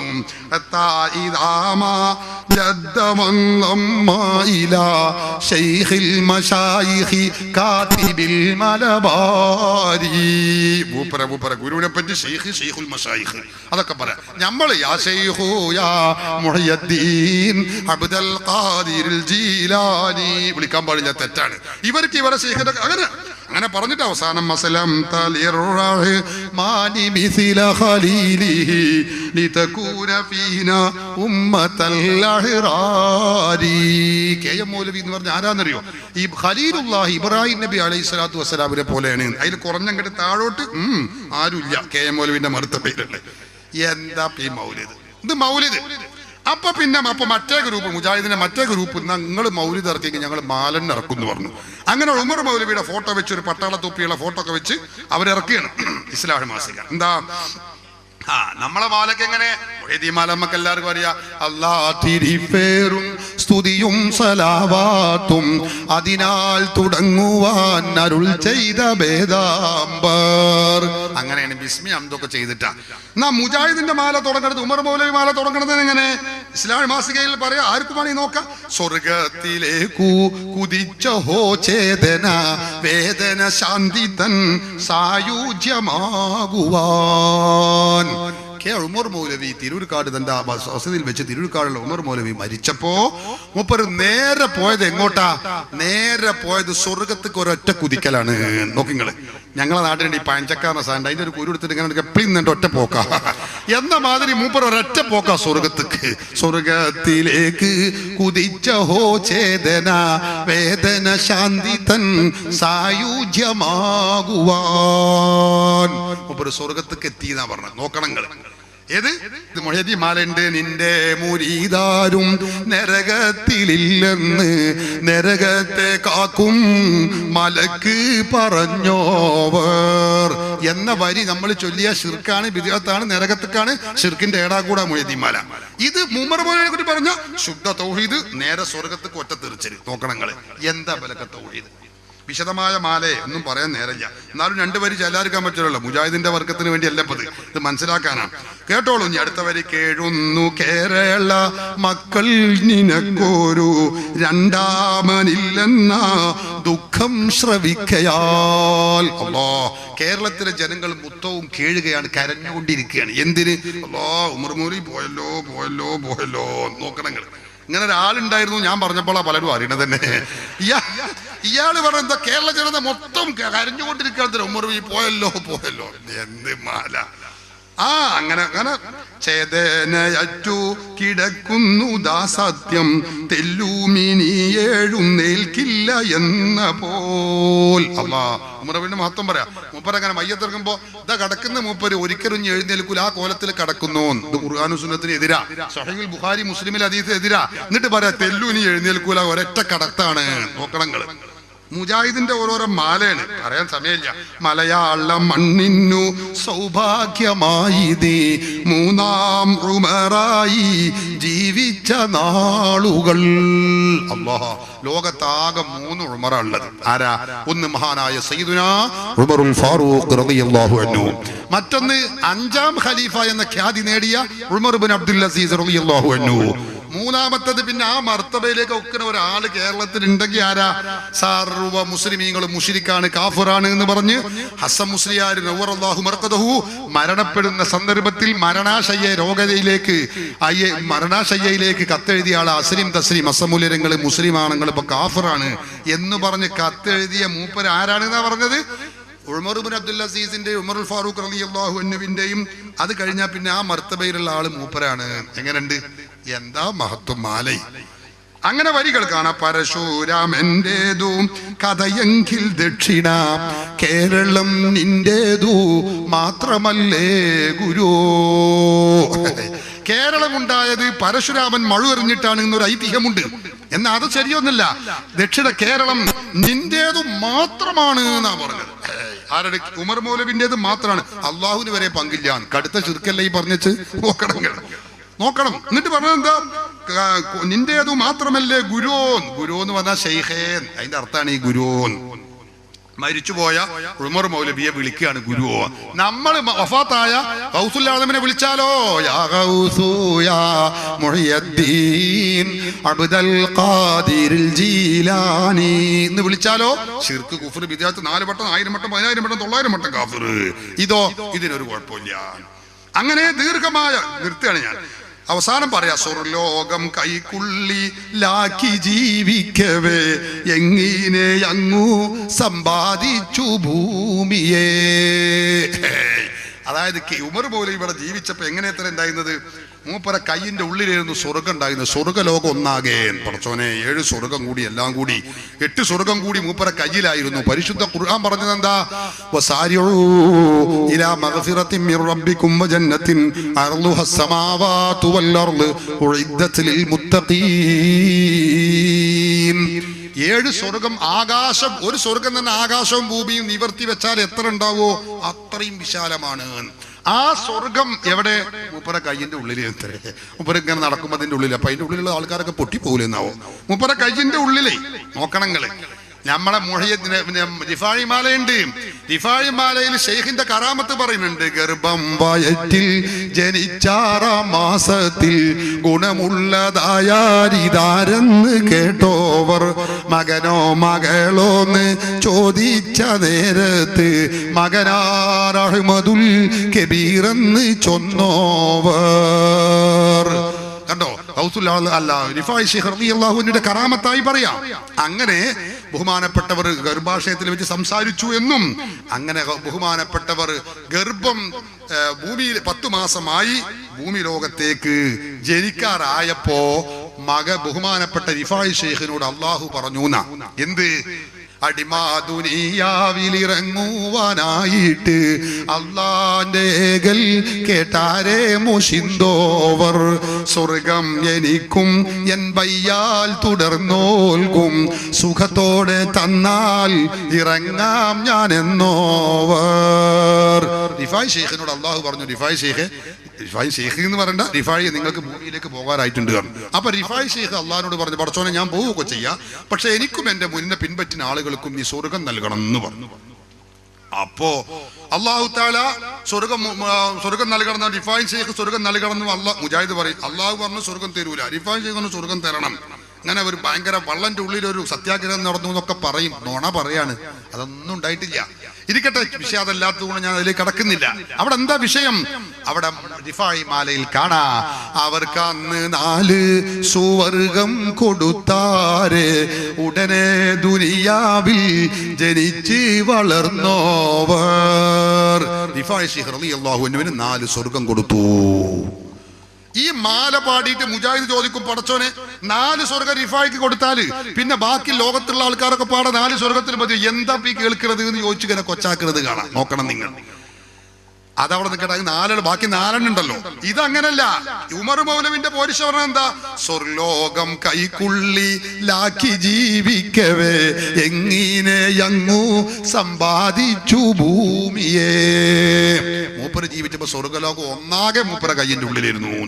റിഫായി ഷൈഖ് ഏതായാലും ഒന്നാക്കാക്കിയിട്ടില്ലല്ലോ, 4 ആക്കിയിട്ടുള്ളൂ. നോക്കണം നിങ്ങൾ. എന്നിട്ട് ഇവരാ റിഫായി മാലയെ എതിർക്കുന്നത്. റിഫായി മാലയിൽ 4 സ്വർഗം കിട്ടി എന്ന് പറഞ്ഞ് പരിശുദ്ധ ഖുർആൻ പഠിപ്പിച്ചതാ. അള്ളാഹുവിന്റെ ഖുർആനിൽ നിങ്ങൾക്കറിയില്ലേ, വലിമൻ ഖാഫ മഖാമ റബ്ബിഹി ജന്നതാൻ. അള്ളാഹുവിന്റെ മഖാമിനെ ഭയപ്പെടുന്നവർക്ക് 2 സ്വർഗമുണ്ട് ഖുർആൻ പറയുന്നു, 2 തോപ്പുകളുണ്ട്. എന്നിട്ട് പിന്നെ ഖുർആൻ പറഞ്ഞു വമിൻ ദൂനിഹിമാ ജന്നതാൻ, അത് കൂടാതെ 2 വേറെയുമുണ്ട്. 2 4. അവർക്ക് അന്ന് 4 സുവർഗം കൊടുത്താരെ ഉടനെ ദുനിയാവിൽ ജനിച്ച് വളർന്നോവർ. മാലയിൽ പറയുന്നത് ഖുർആൻ സുന്നത്തും അനുസരിച്ച് റെഡിയാണ്. പക്ഷെ അതിനെ വിമർശിക്കുന്ന മൗലവിമാർ അവർക്ക് ഇതൊന്നും പറയാൻ കഴിയില്ല. അവരുടെ നേതാവായ ഉമർ മൗലവിയുടെ മാല ഭംഗിയായി പാടുന്നു, എഴുതുന്നു. ഇത് അമീർ മദനി എന്ന് പറയുന്ന ഒരു മദനി, ഒരു മൗലവി എഴുതിയതാ, വിവരമില്ലാത്ത കുട്ടികൾ എഴുതിയതല്ല. നോക്കണം നിങ്ങൾ. പിന്നെ ഇനി എന്താ ഓല് പാടാത്തത്? അത് ഞങ്ങളോട് ചോദിച്ചിട്ടുണ്ട്, ഓലോട് ആഫീസ് ചോദിച്ചു നോക്കി. നമുക്ക് ഇതിനുള്ള വരിയുടെ അർത്ഥമാണ് ഇപ്പൊ ഞാൻ ഈ പറഞ്ഞത്. ഞാൻ സുന്നി ആശയത്തിൽ SSFന്റെ ഒരു പ്രവർത്തകനാണ്. 1-2 സംശയം ചോദിക്കാനായിരുന്നു. കരുളായി സ്വദേശിയാണ്, പേര് ഷർഫുദ്ദീൻ. ഒന്ന്, ഈ മുജാഹിദിന്റെ മയ്യത്ത് അവർ പറയുന്നത് ദുആ ചെയ്യുന്നതൊന്നും ഖബർക്ക് കിട്ടൂല, ദിക്റും ഒന്നും ഖബർക്ക് കിട്ടൂല. പക്ഷെ ഖബർ മറവ് ചെയ്ത് കഴിഞ്ഞാൽ കല്ലൊക്കെ വെച്ച് കഴിഞ്ഞാൽ കണോല് അല്ലാഹുമ്മ സബ്ബിത്ഹു ഇൻദ സുആ എന്നൊക്കെ പറഞ്ഞങ്ങനെ ദ്വാരക്കണം. അത് കഴിഞ്ഞ് കച്ചും കൊട്ടി പൊടിച്ചു പോവുകയും ചെയ്യും, തിരിച്ചു പോവുകയും ചെയ്യും. അപ്പോൾ എന്താണ് അതിൻ്റെ ഒരു ഇത്? മരണപ്പെട്ടവർക്ക് ജീവിച്ചിരിക്കുന്നവർ എന്തെങ്കിലും ചെയ്താൽ ഒന്നും അവർക്ക് ലഭിക്കുകയില്ല എന്ന് വിശുദ്ധ ഖുർആനിനെയും സുന്നത്തിനെയും തെറ്റിദ്ധരിച്ചുകൊണ്ട് പച്ചക്കള്ളം ചില പുത്തൻ പ്രസ്ഥാനക്കാരായ ആളുകൾ പറയാറുണ്ട്. അതുകൊണ്ട് തന്നെ അവരുടെ മയ്യത്തിന്റെ അടുക്കൽ ഖുർആൻ പാരായണമോ അതുപോലെയുള്ള നല്ല കാര്യങ്ങളോ നടത്താറില്ല. നമ്മെ സംബന്ധിച്ചിടത്തോളം അതിനെക്കുറിച്ച് പറയേണ്ടത് അല്ലാഹു സുബ്ഹാനഹു വ തആല കൊടുത്ത ഒരു അദാബാണ് എന്നതാണ്. കാരണം അള്ളാഹുവിന്റെയും റസൂലിനെയും ധിക്കരിക്കുകയും അമ്പിയാ ഔലിയാക്കളെ ചീത്ത പറയുകയും ചെയ്യുന്നിടത്ത് എന്റെ കലാമ് വേണ്ട എന്ന് അള്ളാഹുവിന്റെ തീരുമാനമുണ്ടായത് കൊണ്ടാണ് അവര് പോവാനുള്ള കാരണം, ഓതാതിരിക്കാനുള്ള കാരണം. ഇങ്ങനെ ന്യായമായി അവര് പറയാറുള്ളത് മാതൃഭൂമി വായിച്ചാലും ഖുർആൻ ഓതരുത് എന്നാണ്. കാരണം വിശുദ്ധ ഖുർആൻ പാരായണം ചെയ്തത് കൊണ്ടോ അതല്ലെങ്കിൽ ദുആയിരുന്നത് കൊണ്ടോ നേട്ടമില്ല എന്നവര് പറയുന്നു. എന്നാൽ അവർ അല്ലാഹുമ്മ സബ്ബിത്ഹു ഇൻദ സുആൽ എന്ന് ദുആയിരക്കാറുണ്ട്. ഹദീസ് ഖുർആന് അതാണ് മുറുകെ പിടിക്കേണ്ടവർ എന്ന് പറയുന്നവർക്ക് അല്ലാഹുമ്മ സബ്ബിത്ഹു ഇൻദ സുആൽ വൽഹിംഹുൽ ജവാബ് എന്ന് തുടങ്ങി അവര് ചൊല്ലുന്ന തസ്ബീത്തിന്റെ വചനങ്ങൾ വലതു നിന്ന് ഇടത്തോട്ട് എഴുതിയ ഒരൊറ്റ ഹദീസിന്റെ ഗ്രന്ഥങ്ങളിൽ ഇന്ന് വരെ കാണിക്കാൻ കഴിഞ്ഞിട്ടില്ല എന്നത് മറ്റൊരു പരമാർത്ഥമാണ്. അതുകൊണ്ട് എന്റെ പ്രിയപ്പെട്ട സഹോദരന്മാരെ, ഇവരുടെ വാക്കുകളും പ്രവൃത്തികളും ഒരിക്കലും അംഗീകരിക്കപ്പെടാൻ കഴിയില്ല. അത് പരസ്പര വൈരുദ്ധ്യങ്ങളാണ് എന്നതിനുള്ള വ്യക്തമായ തെളിവാണ്. ബഹുമാനപ്പെട്ട നബി സല്ലല്ലാഹു അലൈഹി വസല്ലമ തങ്ങൾ പഠിപ്പിച്ചതാണ് മരണപ്പെട്ടവരുടെ വിശുദ്ധ ഖുർആൻ പാരായണം നിർവഹിക്കുക എന്നത്. അള്ളാഹുവിന്റെ റസൂലിന്റെ ജനാസയുടെ അടുക്കൽ വിശുദ്ധ ഖുർആൻ പാരായണം നടന്നത് ഇമാം ബുഖാരി സഹീഹുൽ ബുഖാരിയിൽ ഉദ്ധരിച്ചിട്ടുണ്ട്. അതുപോലെ ഇമാമുനാ ശാഫിഈ റളിയല്ലാഹു അൻഹു അവിടുന്ന് ഇബ്രാഹിം അൽ ബുവൈത്തി റളിയല്ലാഹു അൻഹു അവിടുന്ന് എന്റെ പിതാവ് മരണപ്പെട്ടു എന്ന് പറഞ്ഞപ്പോ ബഹുമാനപ്പെട്ടവർ വിശുദ്ധ ഖുർആൻ പാരായണം ചെയ്യാൻ വേണ്ടി നിർദ്ദേശിച്ചത് ഇമാം ബൈഹഖി തങ്ങൾ ഉദ്ധരിച്ചിട്ടുണ്ട്. അതുപോലെ ഇമാം ശാഫിഈ തങ്ങൾ ഖബറിന്റെ അടുക്കൽ ഖുർആൻ പാരായണത്തെ അനുകൂലിച്ചവരാണ്. അതുപോലെ ഇമാം നബവി തങ്ങളും അങ്ങനെയാണ്. ഇമാം ഗസാലി റളിയല്ലാഹു അൻഹു അവിടുന്ന് തന്റെ കൊച്ചനുജനോട് നടത്തിയ വസിയ്യത്തുകളിലെ രണ്ടാമത്തെ വസിയ്യത്ത്, എന്നെ ഖബറിൽ കൊണ്ടുവന്നു വെച്ചാൽ എല്ലാ വ്യാഴാഴ്ചകളിലും വെള്ളിയാഴ്ച രാവുകളിൽ എന്റെ ഖബറിൽ വന്നുകൊണ്ട് ഖുർആൻ ഓതണമെന്നാണ്. ബഹുമാനപ്പെട്ട ഇമാം ശാഫിഈ തങ്ങൾ അങ്ങനെ വസിയ്യത്ത് ചെയ്തിട്ടുണ്ട്. ഇമാം ശാഫിഈ തങ്ങളുടെ ജനാസയുടെ അടുക്കൽ ഇങ്ങനെ വിശുദ്ധ ഖുർആൻ പാരായണം നടന്നിട്ടുണ്ട്. അതുകൊണ്ടാണ് വകുല്ലു ഖൈരിൻ ഫിത്തിബാഇ മൻ സലഫ് വകുല്ലു ശർരിൻ ഫിബ്തിദാഇ മൻ ഖലഫ്. എല്ലാ ഖൈറുകളും നിലനിൽക്കുന്നത് കഴിഞ്ഞുപോയ ഇന്നലകളിൽ നമുക്ക് നായത്വം വഹിച്ചിരുന്ന സാത്വികരായ സച്ചരിതരായ മുൻഗാമികളെ മുറുകെ പിടിക്കുന്നതിലൂടെയാണ്. ആ മഹാന്മാരുടെ ജീവിതമാണ് നമുക്ക് പാഠമായിട്ടുള്ളത്. അതുകൊണ്ട് ആ മഹത്തായ ധാരയിലൂടെ, ചിന്താധാരയിലൂടെ സഞ്ചരിക്കാൻ അല്ലാഹു നമുക്ക് തൗഫീഖ് നൽകുമാറാവട്ടെ. അപ്പോൾ എന്റെ പ്രിയപ്പെട്ട സഹോദരന്മാരെ, ഇതാണ് വിഷയം. അതുകൊണ്ട് അഹ്ലുസ് സുന്നത്തി വൽ ജമാഅത്തിന്റെ ആശയാദർശവുമായി മുന്നോട്ട് പോവാനും ആചാരാനുഷ്ഠാന കർമ്മ വിശ്വാസങ്ങളിൽ സാധുക്കളായ സലഫ് സ്വാലിഹീങ്ങളായ മുൻഗാമികളുടെ പാത പിൻവരാൻ അല്ലാഹു നമുക്ക് തൗഫീഖ് നൽകുമാറാവട്ടെ. ഇനി ഇൻഷാ അല്ലാഹ് അവസാനിപ്പിക്കുകയാണ്. ഒരു 5 മിനിറ്റ്